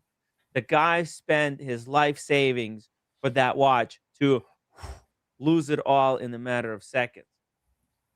Yeah, So, I mean, you do. Yeah, you do have your money is more spread out here versus concentrated. I mean, there's goods and bads of that, but it is more spread. Like you could choose to sell like a portion of your collection. It's harder to fake. You'll get some of your money versus all your money is concentrated on like maybe a fake Daytona. There's a bigger loss there. Yeah. Yeah, I mean the biggest hypocrisy. Yeah. I mean the biggest hypocrisy of Rolex I've learned is like they like to say that they're catered towards families, but really in reality they're not. I mean maybe guys with like really older kids they can share that, but you pretty much have to be the 80s bitch really. And for for busy people at work, other projects, little kids, I find that to be like the biggest hypocrisy at all, that Rolex is catered towards families. Nobody should be collecting just one thing exclusively, I think, because that takes the power away from you and it puts it power into what you're collecting. If you're known as somebody who just collects Rolex, you will be taken advantage of, because if the ADs know, oh, this is the fucker that only collects Rolexes. All right, now we got him by the balls. We'll make him buy all the garbage, every single And garbage we'll make piece. you wait. We'll make him wait. wait. He can't go anywhere because all he likes is Rolex. But if they know, oh, this guy actually collects Rolex, Patek, he's got completely other hobbies unrelated to watches. So if we don't give him the watch that he wants, then essentially we lose a sale. And so this is why collectors that have power, they get their allocations quicker than the collectors who are such fanboys. The fanboys, unfortunately, just like the simps, are made to wait. The good guys finish last. You know why good guys finish last? Because the girl knows, oh, this is the good guy. All right, I'm gonna fuck all the athletes first, and then when I'm thrown away, I'm gonna go with the good guy. Yeah, that's right. Yeah, because the good guy will wait, and that's I you mean, can't be a good guy. Different shows for different folks, guys. Really, I mean, some people look. I'm not saying like the Pokemon game is better than the Rolex game. Honestly, it depends on the person. It depends on the investor, right? I mean, some people, but to play the Pokemon game, you just have to do some research, be data driven, try to get the product. But to play the Rolex game, you have to have a certain skill set as well, and that's still skills. Well, let's just say that skill set, I mean, is it's not for everyone. All right, just like Pokemon's not for everyone. Like I'm a very low context individual. Like I don't like to waste people's time. I don't like people to waste my time. I just want to be transparent about what I'm doing and why. But with watch collecting, namely Rolex, you know, you really have to be like the person that is good at building relationships, office politics. Like you have to be the guy that like can get a promotion at work and, you know, be able to walk all over people and that sort of thing. That's what I feel like that the Rolex game is catered to. And maybe you're that type of person. Good for you. You've done well at the Rolex game. Hey, that's great. It's good for some people. It's good for certain people, just like cardboard is good for certain people. Russell 996 says, I assume there are super clones in Pokemon. There are super clone cards, but it's also very difficult to clone cards. Even because the ink is very tough to fake. People think like, oh, you just put it in the printer, but no, the way the inks age over time, the way it's just you can never get it right. I don't think I've ever seen like a perfect fake card. Hey, Daniel, Yeah, I I've want to seen the perfectly apologize. fake Daniel Katz though. Cloud Is Can this a and Tim. clone or is this the real one? Hold on a second. It's the Pokemon version. But Cloud Can, I had a shower at the gym, so I look like 100 years even older than the age I am. And enjoy what I'm hearing. What perked my ears is the sense of connection with your kids, or your oldest one, 6-year-old. There's a sense of play that's so important in all adults. I think it's not just me, but other people have shared. In my tradition, I'm not religious, but Jewish tradition is the main goal in life is to have the freshness of a child, the awe of a child, playfulness, the curiosity, someone like a Tim Wright, and yet the wisdom of an old man, something Tim doesn't have. No, I'm just kidding. But that combination, and you have that. I don't know you too much, Claude, but it sounds like you got some of those aspects that you're bringing your kid into this adventure, because there is a story originally. When I don't know much about Pokemon, it's been around for years, but it comes from storytelling, I think, even though it's gaming, storytelling, whatever, and it spreads into collecting. But there's a story there.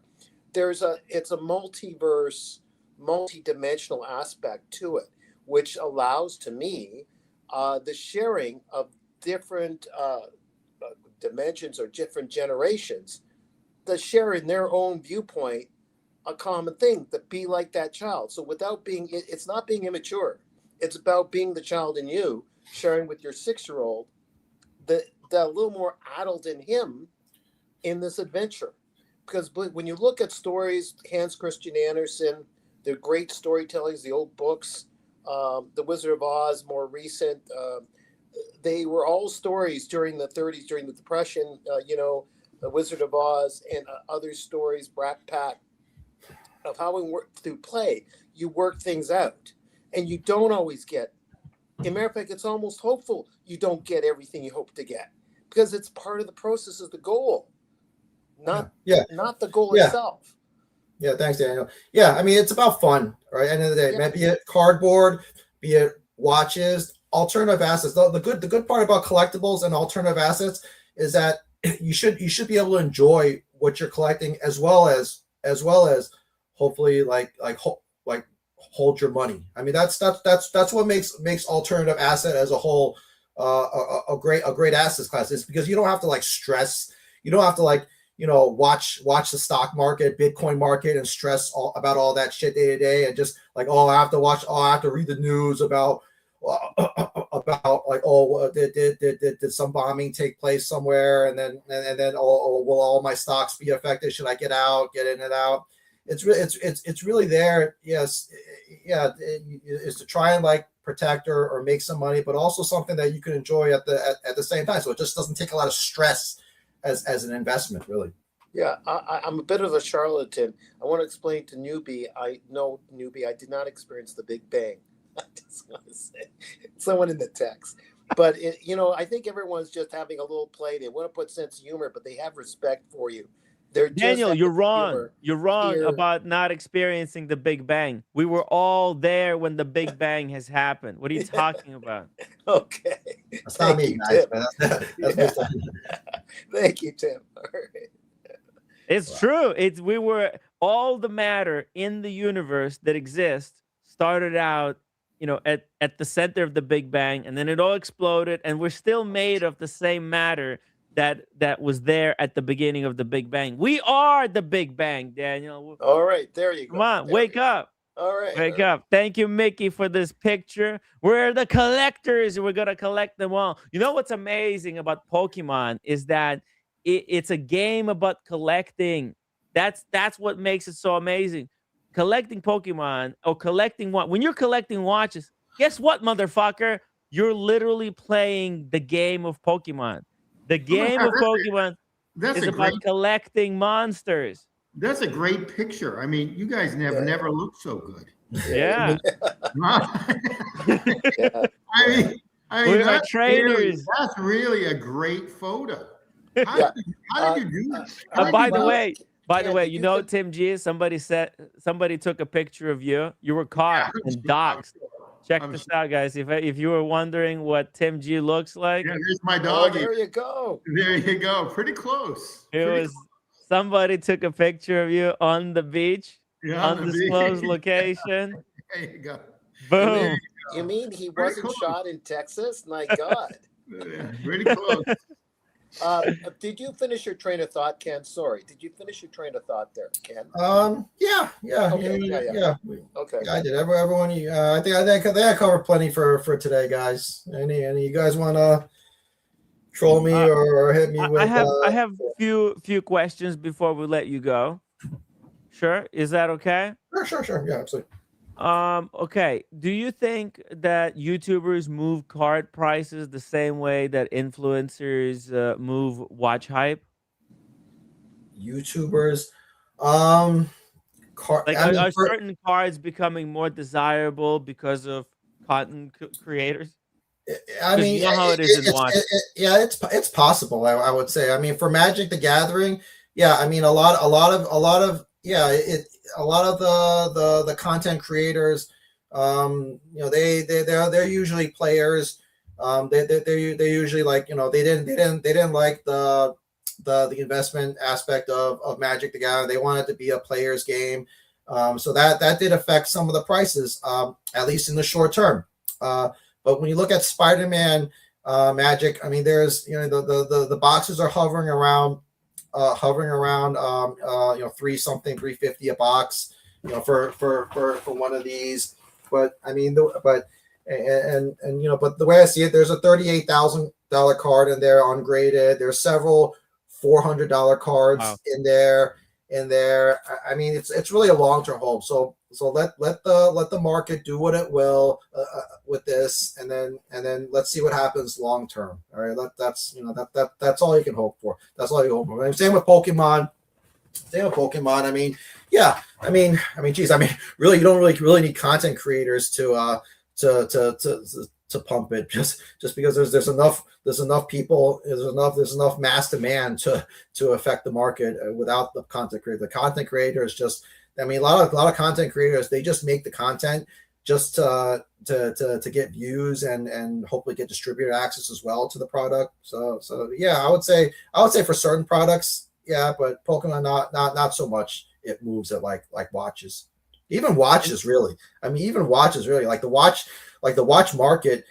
I mean, it's not really driven by. I always say, like, watch market. It's not really driven by like watch enthusiasts or watch fans or any of us, really. All right, it's a lot of it's just. I mean, maybe the brand's kind of fucked up, but I mean, I always thought the watch market was driven by macro, right? It's driven by Russia, China interest rates, right? So to speak, right? So we're still, we're on a lull we're in kind of like a bear market for watches still, just because what the brand did, but there's still a lot of macro factors at play for watches. So just to touch on that, Magic the Gathering Spider-Man. Do you think these crossover IPs are they good for long-term value, For, or do you think this is just a short-term hype? uh, I mean, my personal belief is that not every when they do these like universes beyond Magic, it really, it brought people to the game. Like it brought me back to the game. I was a big player, and I was an actual player back in the day, guys. All right, but it brought me back to the game because I was a huge Final Fantasy fan. I like certain IPs. But it's good. It's good for bringing people back to the game. Long term, it really depends. It depends on how they manage the supply, manage the product. In the long term, it depends on the product. But a lot of people think, like once the initial hate dies down, people start forgetting about this. Supply gets all bought out. Then it might have to wait a few years. These things eventually go up. I mean, look at Lord of the Rings was the first. Was the first of the universe, one of the first universes beyond. All right, that's been a few years. Now it's like a few $1,000s a box. So right now Final Fantasy went down a bit. Still holding pretty strong, but went down a little bit. Spider-Man, Avatar went down a lot. I mean, there's more sets coming this year, like Marvel superheroes, Hobbit, Star Trek, even. It could bring a lot of people back to Magic, but it all depends on how the company, Hasbro, publicly traded company, will manage that product long term. Because we see a lot of these crossovers in watches as well. Like the AP Marvel is the really famous crossover, right? The Spider-Man, they did the Spider-Man, they did the Black Panther. Uh, Apparently, there's going to be more of these to come. Yeah, I mean, I mentioned Rolex just like being hypocritical with the way, I mentioned Rolex being a little bit like hypocritical with the way that their slogan is like Rolex is about like families and that sort of thing, but in reality they're not. And at least AP is like transparent about who they cater to, right? I mean Mm. they cater to the hype guys, the fuck boys, Yes. the transvestites. Whoops. It's too bad that GP doesn't as much, but damn, they're a good watch. Sorry, a little off topic, but there's sort of that alternative to AP. I just throwing that in. Mm. Yeah. Yeah, and also like there's also these brand crossovers in the watch world, like Studio Underdog, Christopher Ward, and then bigger brands are doing crossovers as well. There's I think there was the Urwerk Ulysses Nardon Yeah. crossover, right? That was when we were in Dubai. We saw that, but I don't think it was. We saw the fortune teller in Dubai. Before, oh yeah, I got into trouble for talking to fortune teller, Oh yeah. but I'm really glad I did. She is nuts. A woman like that could really be dangerous. Could really Yeah, you like get if all Red tight to her Shovel and got in a everything. relationship with her, Yeah. dude, she would have messed him up something else. Okay, Yeah. so just how malicious she was. But Ken, take a look at this. I don't know if you know anything about these, but Mike Lewis Marvel has, Universe Series 1. Sure. We're in Series yeah, 1 or 2 or one of those. Looks like Series 2. Sorry. Yeah. yeah. Yeah. Look at this. This is Mike Lewis has these Oh, that's steel great. Wow. Oh, Yeah. I steel see. Great. Yeah. boxes. Yeah. God, Mike is the master of collecting. My goodness. Yeah. Yeah. Marvel cards. I mean, they fall into the collectible space, right? Very speculative. They boomed during the COVID hype time, just like with watches, just like with everything. And then they fell off some. I mean, it's very speculative. I mean, this stuff. It's different than Pokemon. It's different than Magic.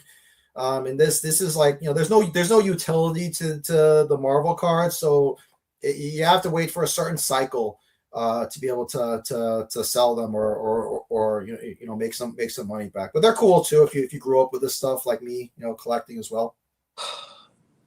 It is.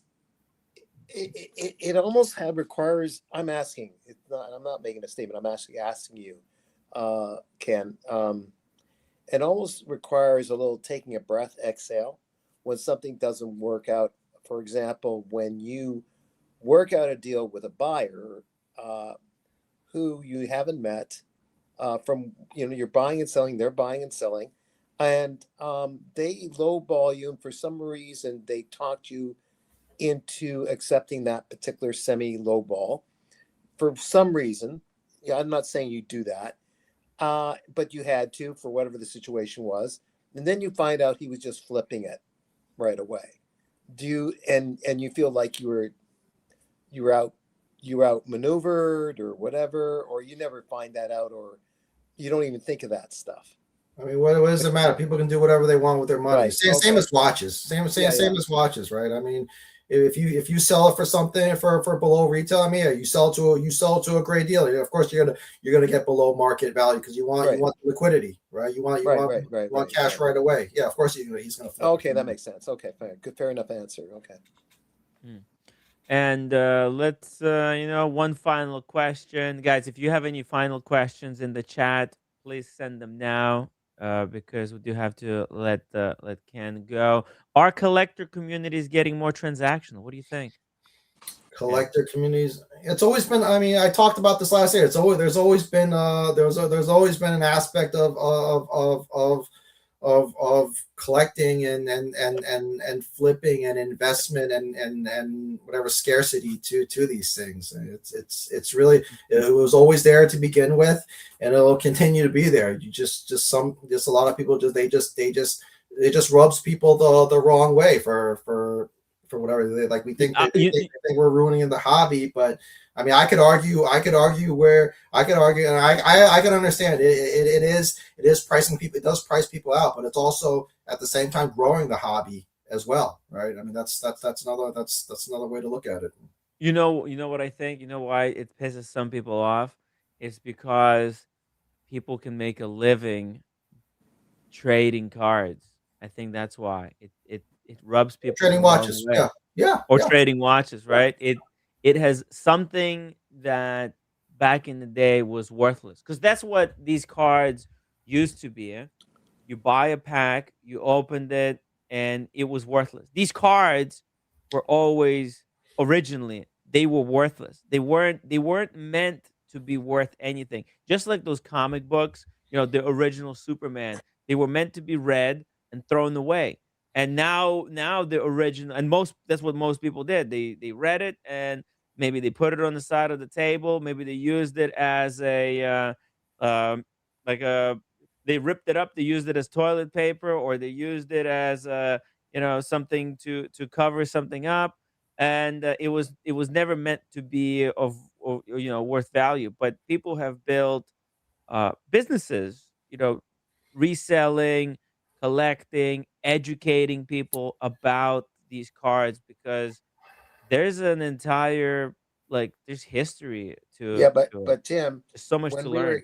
I hear you, but when we were kids, we were in a different world as kids, and we were actually felt like kind of mini adults as kids. It was a different world back then. And back when I was trading cards in 1906, way back when, anyways, it was so important when we got a Mickey Mantle card, or someone traded a Mickey Mantle card for two lesser players. It was like, wow, like the deal. Yeah, but it's always been a part of that, collecting anything. But you never thought you can make a living out of it. You were doing it as something to pass the time while you were studying to become an engineer or sure. When you're a kid, you don't know what's gonna happen. You don't know if your product, your hobby is gonna blow up like that. So you just want to enjoy it and here you don't think about it. But a lot of these but just one, you brought up Mickey Mantle, Daniel. But this Pokemon card that just sold from Logan Paul. All right, it's 16 with buyer premium auctions, $16.5 million. Right, it just auctioned. It just sold a couple of days ago.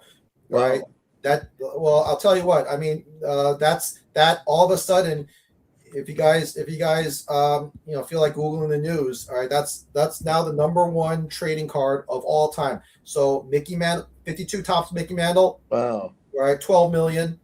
Other cards, Honus Wagner in a 8.5 condition, 8-9 million ish. I mean, it still remains seen, but right now, as of this point, this is the #1 trading card ever, guys. All right, what do you think about it? What makes this card so special? Yeah, great question. Hype, really? Hype. Yeah.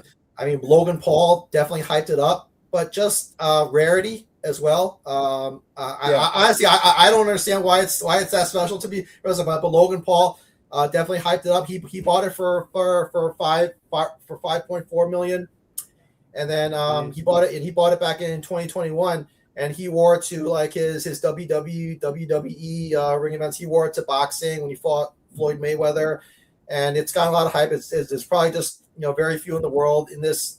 This is the only one in this condition. So rarity, hype, just the Pokemon market in general. But this shows the show. Like this gives the hobby a certain type of prestige and value that the Paul Newman 6263, his own 6263, gave back in 2017. Now I'm not saying that this card is gonna make the Pokemon it's gonna make the Pokemon market explode, because it already did. It already exploded. It didn't need this card, but it's not gonna harm the hobby, right? It does give it certain validation.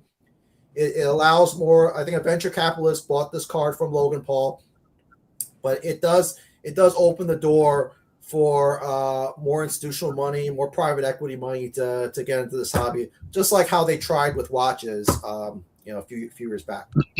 Hey, Mickey. Hey, I got a Mickey Mantle. Hey, yeah, that's what I was named after, actually. I have a serious question, and I sent you a text as part of my question. If you could pull up the photo. So here's an example, Ken, where I love what you're saying about with your kids, because everyone knows my son was a big baseball and played college baseball. As a child, we would pull packs. We would go buy boxes, and they weren't expensive, 15, 20 years ago. And we pulled all these, and they're all hand-signed real Jeter cards. Sure. And we still have all those. But we have more. But here's my question. There was a time around when Jeter retired where these cards were like $7,000 each, or whatever, on eBay. And Sure. Now slowly, as time goes by, they're always going to be. I see them on eBay now still for thousands, or depending on the card, could be hundreds, but more than 500 usually, because they're real hand signed. They're not copies. It's a hand signed card. Anyway, my question to you is, how do you know when this bubble ends and when you should get in or out? Now, we didn't sell the Jeter stuff. Like example, when A-Rod, before his scandal, we have a bunch of A-Rod cards autographed that we pulled, and they were worth, like when he was doing the home run stuff and went as a Yankee, and they were huge, and we held on to them. And then now the A-Rod cards are shit. Worth, right? No, shit, but yeah. So they're still worth $100 or more because it's an autograph, but you got to really like A-Rod, as opposed to him being, somebody that is seen in a better light. So there's a bubble for all of this. Does that concern timing you? The market. You're. I mean, it's the same question about timing the market with anything. Watches, Pokemon cards, sport looks okay. Sports cards. I mean, they're a different beast. We could have another show about sports cards. I love that stuff too. I think it's also a great hobby to spend time with your family and potentially invest too. But yeah, I mean, take for example the Michael Jordan and Kobe Bryant combo card, 1 of 1. Kevin O'Leary bought that card with a bunch of other investors for 12 million, right? A modern card, 1 of 1 serialized, right? And the reason why it sold for that much is Kobe Bryant's death, right? Anything Kobe Bryant, because he died, has made his cards and memorabilia very, very valuable. And they don't see any, investors don't see any risk, very little risk with buying that type of product. But with Did that card hold value though? Did that card hold value? Right now, yeah. Well, it's an illiquid market for things that of that price, but it auctioned for that amount, million, at least like I think 12 million is what it auctioned for. So I would assume, yeah. The idea is that if you hold those very rare collectibles over time, and they can auction them off for even more. Just like right now, the Logan Paul, he made a cool 7 million off of that Pokemon card after like 4 or 5 years. The idea is like one of those, like, I think there's only 3 in the world, 3 gem mint 10 PSA graded 10 tops 52 Mickey Mantles. They're expected to auction as well one day, probably beating Logan Paul's card, like Action Comics #1. They're eventually, you hold them for a long enough time, some collector will want to collect them. And I think the reason why, like, I think the buyer that bought Logan Paul's Pokemon card, the reason why he paid such a astronomical amount is that he was just looking to collect like these types of treasures, he feels, throughout history, like these types of baseball cards or this Pokemon cards. Now, but for the Jeter, yeah, for Mickey, for your question on Derek Jeter, yeah, I mean, yeah, you're gonna have your up and down cycles with everything. Like sports cards, all collectibles, they're volatile, they're speculative. Who knows what Jeter's going to do later, right? He had a pretty clean. He had a huge fan base. He had a very clean image. He has a very, very, let's just say non-controversial after his retirement. So you could say you might think the value of his cards could dip just due to like market conditions, volatility, but eventually later on we'll see what happens with Jeter. I mean, they could slowly appreciate due to. And I'm not even worried about the value of those. Those are just memories from my son when I'm dead and he shows his son. Yeah. But look, I mean, my whole point is, look, guys, it's okay to talk about value. I mean, I know we all admit like we don't care about value, but I mean, I care. I mean, I'll admit, like, I'm not going to waste your time. Like, I care about the value of my watches or my Pokemon or my card or whatever. I mean, maybe it's just the way I grew up. But Mickey, Cloud, Ken, what do you think? Should Mickey have these professionally graded by PSA and then have them framed? I mean, I think that would be the right move because this is actually extremely valuable stuff over here. If you have them PSA graded and then create like a little frame, it's not going to be because the way this stuff is right now, how you have it laying, it doesn't represent the actual value that this stuff is. It's more valuable, and if you give it the respect that this stuff deserves, it's going to go up in value. Well, they were pulled and put into those plastic hard sleeves and never touched. So I'm not gonna. I know what you're saying, Tim, but yeah, dude, if you send them, it'll cost just a couple of $100 to have them PSA graded. PSA. Well, it all depends. I mean, the question is whether or not you should get something graded or not. I mean, it depends on a lot of things. It's existing condition, right? Do you think does the appraiser or whoever, do you think it'll come back at a high grade? How rare is the card? If the card isn't that rare to begin with, then maybe it's not going to fetch that much of a premium for it being graded, right? If it's only it all depends on what you want to get graded. I would say I mean, if you have really rare items, be it whatever it is, watches, Pokemon cardboard, whatever, yeah, and it comes back in a good condition, if you think it's in a condition worthwhile of the grading, and it'll fetch a premium just because there's less of a population out there for pristine conditions, then yeah, it makes sense to get graded. Like an Incredible Hulk #1, I think I saw in a report somewhere, because there could be other comic books, but an Incredible Hulk #1, 1962, there's very few of high grade conditions, 9 and above, 9.5, 10 grades. So yeah, something like that, very rare. It does make sense to get graded, right? Just like anything else. Watches, right? Last thing to ask you, and I'm going to get off and just watch the stream. upstairs. We know where they are. My son has probably, and of course my son's old now, so these have to be 15 years old, 20 years old. We have a couple hundred Pokemon cards at least. Yeah. Worth going through. Dude, whoa, Well, loose whoa. cards, sure. I mean, They have to be, if he's 24, whatever he was back then, 9 or 10, whenever that was popular. They're worth going through, I guess. I wouldn't.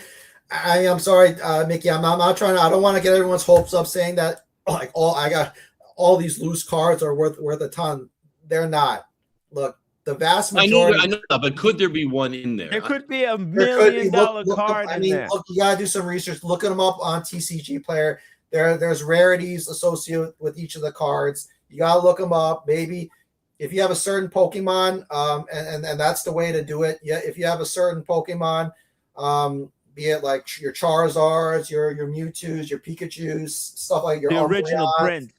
This was This was like literally before the hype in the internet, and he has them all in these black Pokemon books that we bought, and they're all like But look, guys, let me tell you. Look, I don't want to burst anyone's bubble, especially mine. But look, I mean, if you're just talking about loose single cards, Magic the Gathering cardboard, whatever, they're most might of them have a Black Lotus in there loose and not even realize it.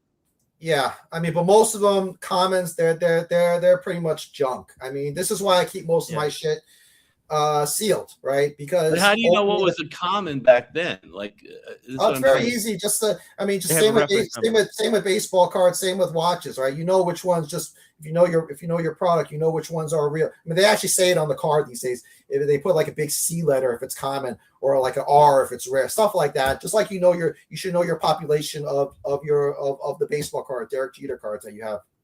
Yeah. Okay. Yeah. So, for example, these Derek Jeter cards, like they said, this is 80 out of 98. So, like that means there was only 98 of these signed, created. Yeah, with his actual jersey, sure. Yeah, with his official. So he signed 98 of these cards. So there's only 98 in existence. That's extremely rare. This one, let's see it. This one right here, that's 250 of these. And this is a number 2 something 1 out of 250. Yeah. Same thing with the Pokemon cards. There's certain kind of like the Magic the Gathering. Magic the Gathering, there's like the Black Lotus. Like there's a possibility somebody opened the pack, they pulled the Black Lotus. It was a nothing card. They put it in the sleeve somewhere, and then they never looked at it ever again. Yeah, we can analyze everything. Is there an app to scan them? I think they would create that by now. I don't know if you need an app to scan eBay them. You could just look them up on eBay to get reasonable. Yeah, I'll never do that. If there was an app where I could just scan it and it would tell me, then speaking of apps, Tim, But also there are reprints. Would you have the original ones? There's original. And then there's the reprint. You have to be very careful. So when you're looking at the original one, there is a serial number on each card. And it tells you which set this is from. If this is from the original set, they're going to be a lot more valuable. I think even common cards, the most common cards, but from the original boxes, they're worth way more than the reprints. Reprints are worthless. There's so many of these like Yu-Gi-Oh cards that are reprints, but worthless garbage.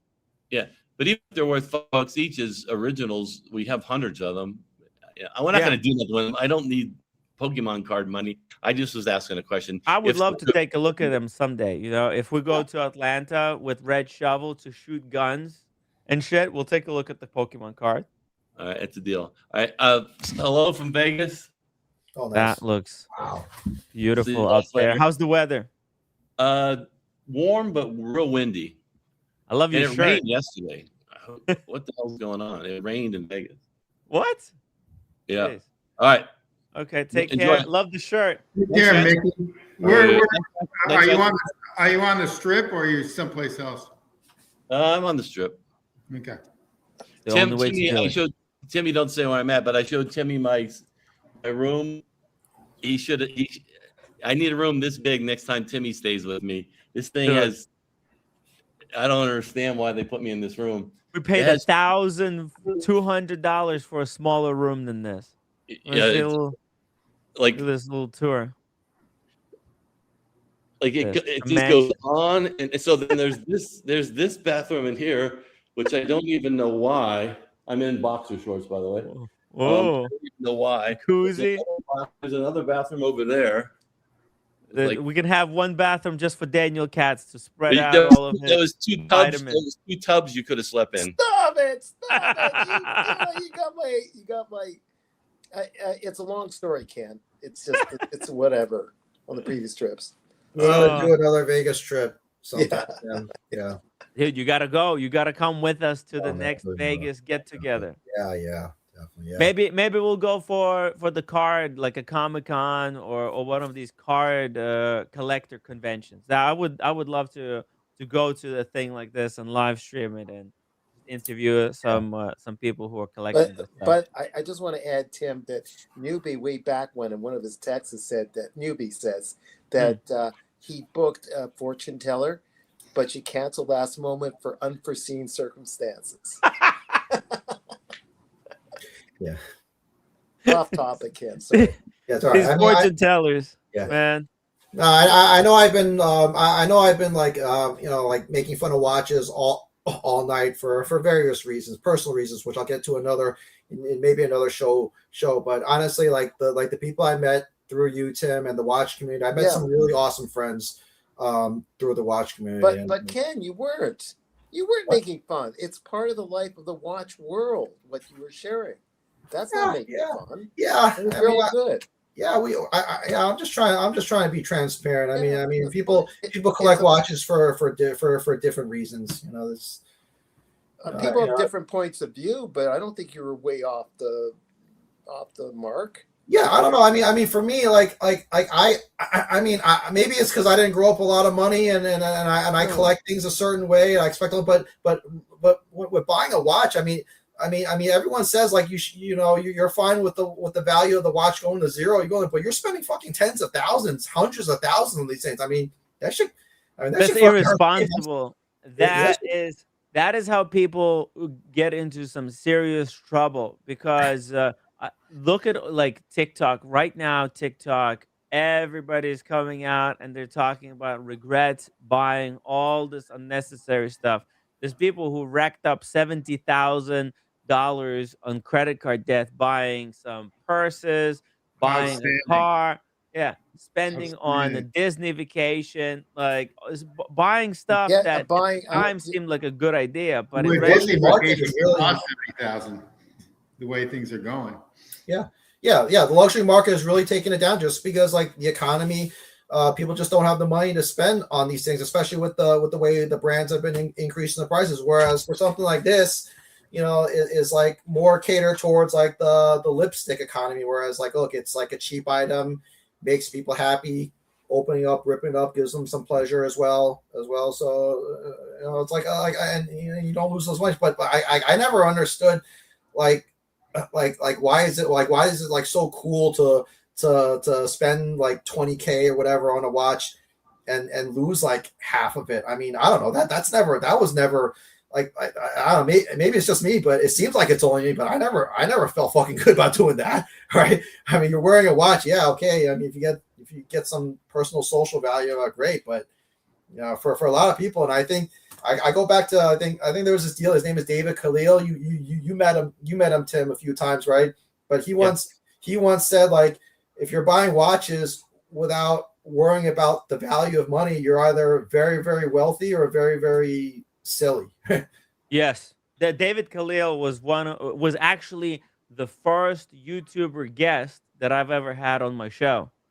And he was the only dealer who was genuine when I met him. There was this big cartel get together in Miami. It was the original get together back when the Timepiece Gentleman was at the top, and all the dealers were meeting up in Miami. And I had this very rare opportunity to be there, be in the den of this criminal cartel, right? And all other dealers, they were sharks and they were all liars. David Khalil was the only one who was behind the scenes, still looking after the buyer.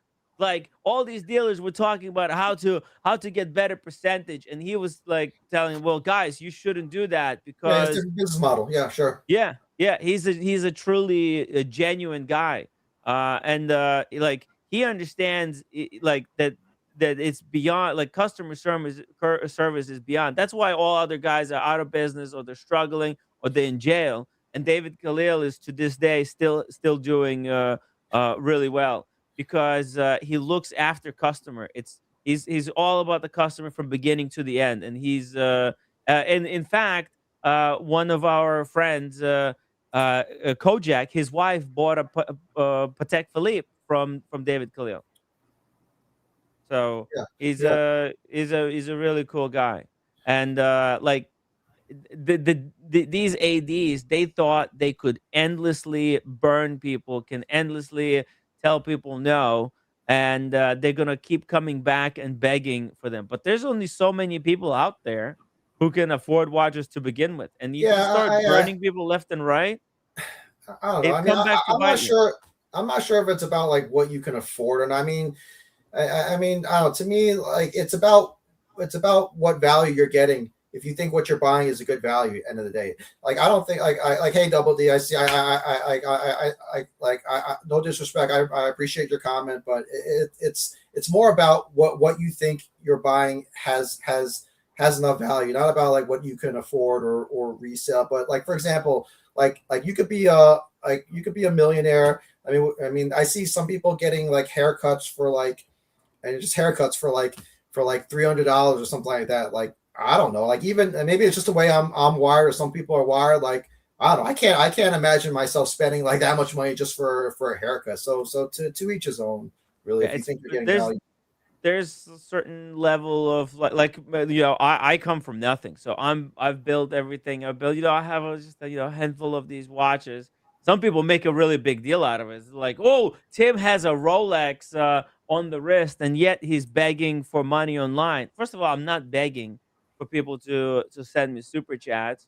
I appreciate when people super chat or become members of the show and support the show financially if they feel like they get value, if they get a chuckle, if they get something, if they get to learn something new.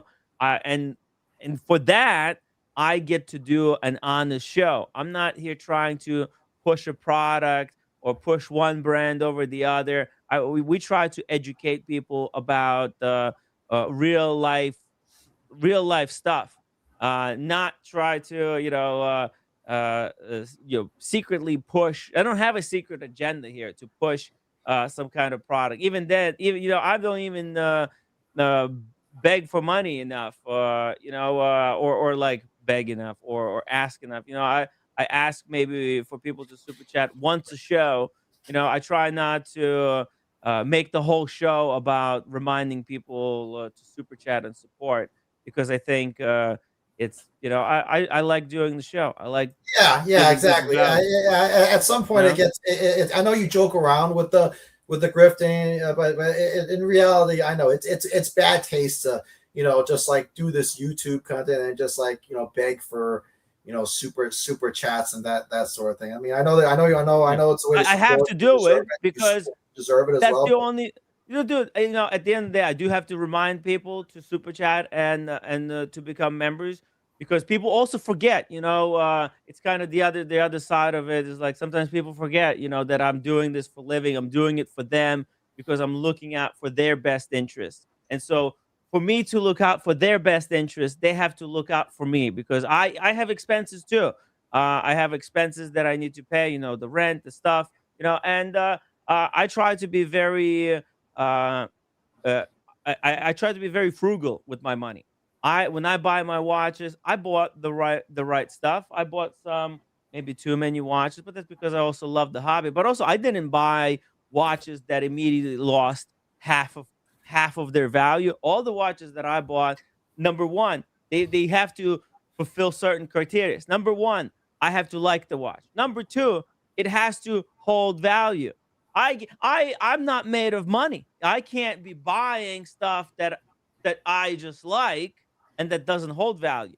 I You saw the Grossman, understand. Tim? You I saw, I still have it. I still okay. have it. I haven't sold it yet. Well, I still have. I think, dude, that watch has gone up in, well, on at retail. It has gone up in insane. It's doubled in retail price since I bought it. It used to retail for 36 US. Now it sells for 46 euro, which is with tariffs and taxes, that's going to be like 60 US. Sure. So whether I could sell it, I'm not in the rush. But then also, No, that watch gives you separate value other than resale. I mean, that's actually like a part of your the Tim Wright show. Honestly, at this point, that you get a separate value from that as well. I like the watch. I like the watch. It's my horology watch. If I could move, I'm not in the rush. Like, I'm not in such a rush to sell it. I don't. The thing is, I have never put myself into a position where I have a debt. I have no debt. Right. That's the most beautiful thing about what's going on with me. Yeah, like I'm on the brink. I got I got a couple of thousand in the bank. Single digits. Enough to pay rent for the next couple of months. If I had to sell a watch, I would, and I can live for another year. That's what they're there for, right? Yeah, that's what they're there for. I haven't bought watches that I have lost money on. Tim, you have to get rid of me because I hold no value. No, actually, I think Daniel Katz is the biggest appreciating asset on the show. Daniel pays for his presence, unlike so many other people. Thank you for all the super chats and all the support. No, Daniel is not just a contributor to the show; he's also a friend. And I think I made friends with roommate too. My goodness, roommate really likes you, Daniel. You like that? Yeah, is your biggest fan as well, like a niece or something. I don't know. It's kind of nice. Yeah. But I understand all of it, and I collect other stuff than watches. I got some fragrances, everything that I buy, it's very clever. Everything holds certain value. Like, for example, I've got this new magazine. I collect these Hodinkee magazines, not because look, they're not going to be worth millions of dollars, but I have a full set. There's 14, there's 15. This is volume number 15. There's 15 volumes of Hodinkee magazine. I like to read this stuff or look through the pictures. There's some very interesting articles. I got this huge ass book. Oh, very nice. Oh, this is from Hodinkee. You got it. Yes. No, I got it from my credit card for some reason. Like I think I signed up for a credit card, and one of their perks was like when Hodinkee had Crown and Caliber, like they gave me some type of concierge service to Crown and Caliber through like a credit card. It might have been Bank of America. And then one of their perks from Crown and Caliber is they sent me this huge ass heavy ass book. It's good. Holy shit.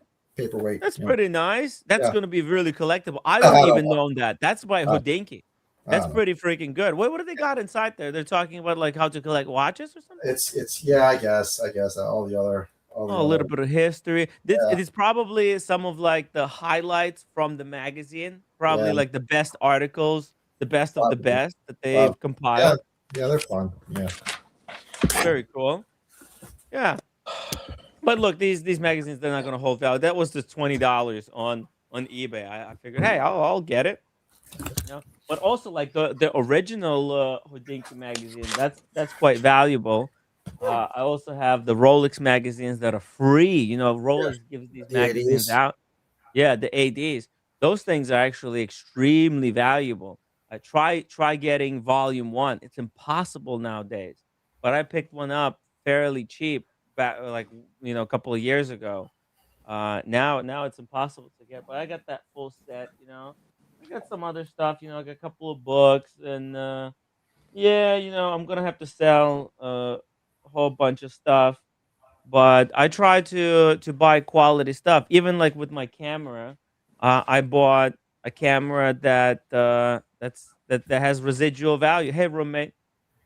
And the lenses, I got the Canon. They don't go up in retail, but they're priceless. Yeah, you like that? You like the cards? I don't like.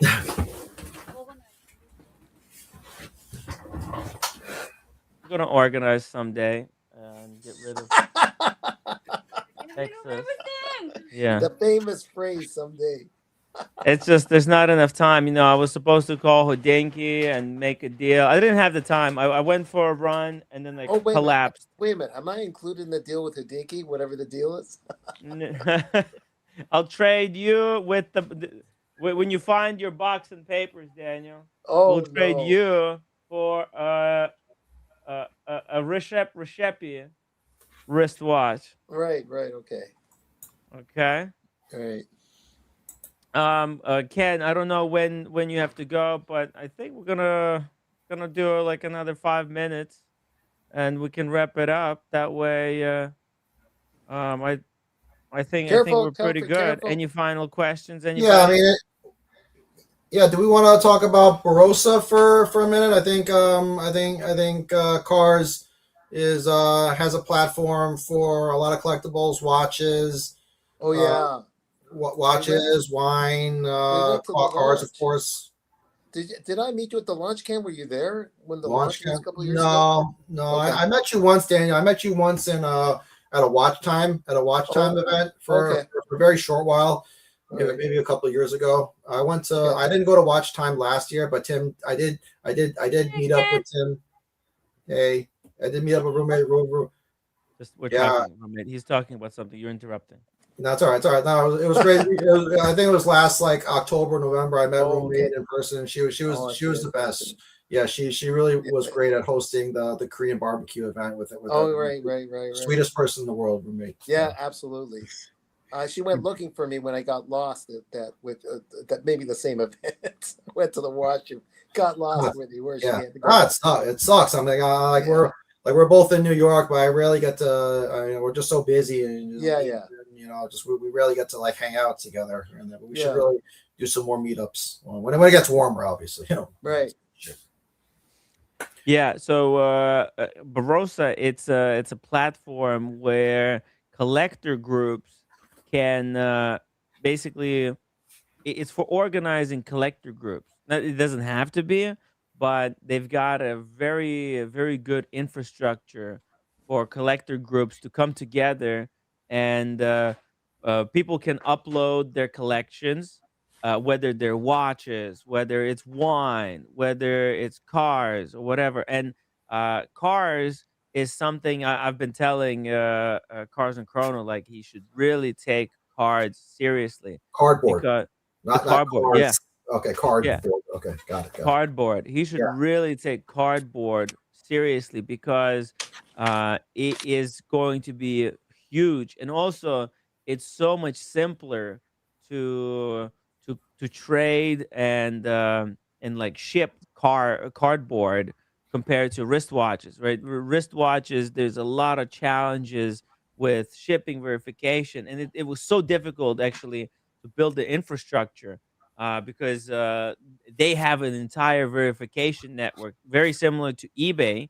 When you buy something through Barossa, you can have it verified, and there's an escrow service to make sure that the money actually exists. So when you sell something through Barossa, it's guaranteed you're going to get the money, and the buyer guaranteed to get a authentic product because everything is verified. Yeah, I think Barossa is. I think it's a great idea. I think that the gist of what I understand what Barossa is for collectors and collecting mostly anything, alternative assets, if you will. And what I think Cars I could suggest is expand, do it in a careful manner. Because like I'm not sure if because of the type of stuff that's already there, like watches, cars, wine. It's more for the I would say more of like the high net worth investor, maybe for a different certain age group. Whereas mass Pokemon is more towards like the younger generations. But what I mean, he could do it in a phased manner, like open it up to like a high vintage graded Pokemon to start with, and expand from there. It doesn't have to be like a full blast.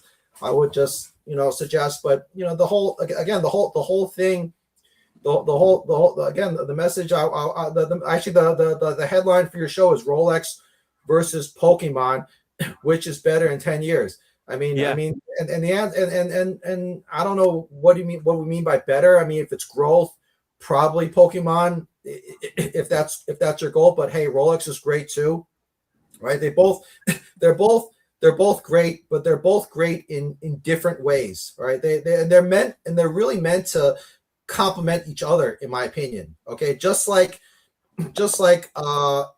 and a good analogy. I have several analogies, but that it's kind of like thinking of it from real estate versus stocks, right? Nothing is, it all depends on the specific person, the specific situation. What's the better investment? It's hard to say what's better, right? Real estate versus equities, for example. I'll take another example: gold versus Bitcoin, right? Both have their goods and bads. All right. But it's really when you can take some of these different ends of the spectrum and marry them together. All right. That's where you get asset protection, growth, and for all these alts, a level of enjoyment as well.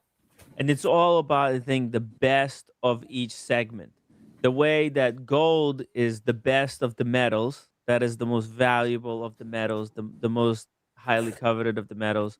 Pokemon is the best in the collectible card space. If you consider collecting any cards, Pokemon is like the Bitcoin, or like gold of the metals. So if you're going to be collecting, and you want to collect the best of the best, you would get a couple of Pokemon cards, you would get a little bit of gold, and you would get maybe a Bitcoin.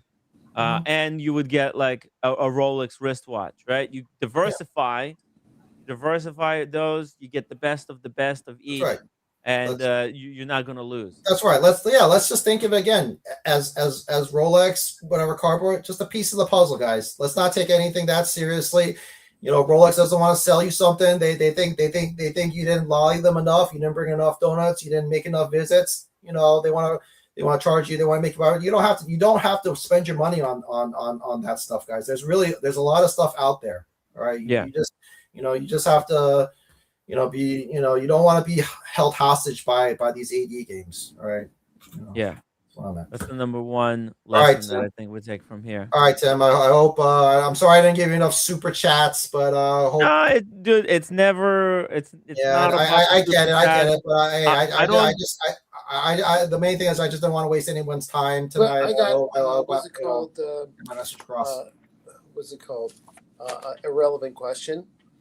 Could cats be made into a Pokemon character?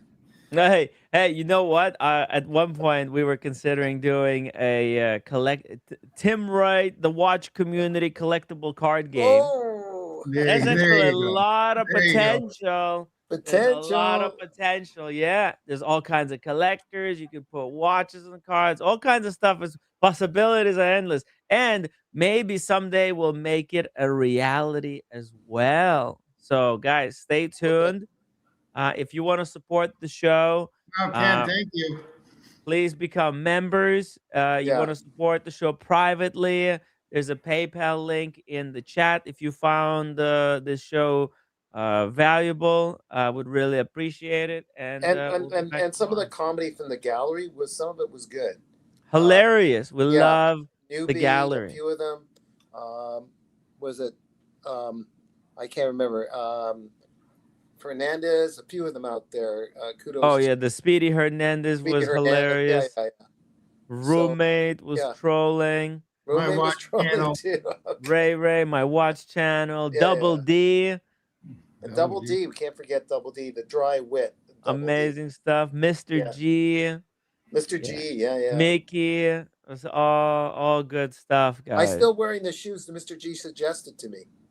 Oh yeah? Yeah. Amazing. They're falling apart. Timmy, are you streaming tomorrow? I'm not sure. No, not a regular stream. I might do like a little Gonzo stream. Probably not. I don't know. We'll see. But yeah, no regular stream. All right. Okay. Meeting Tuesday. Happy All right. hump day tomorrow. Okay. Bye-bye. See you later, Daniel. Bye. See you later, Timmy. Night, Tim.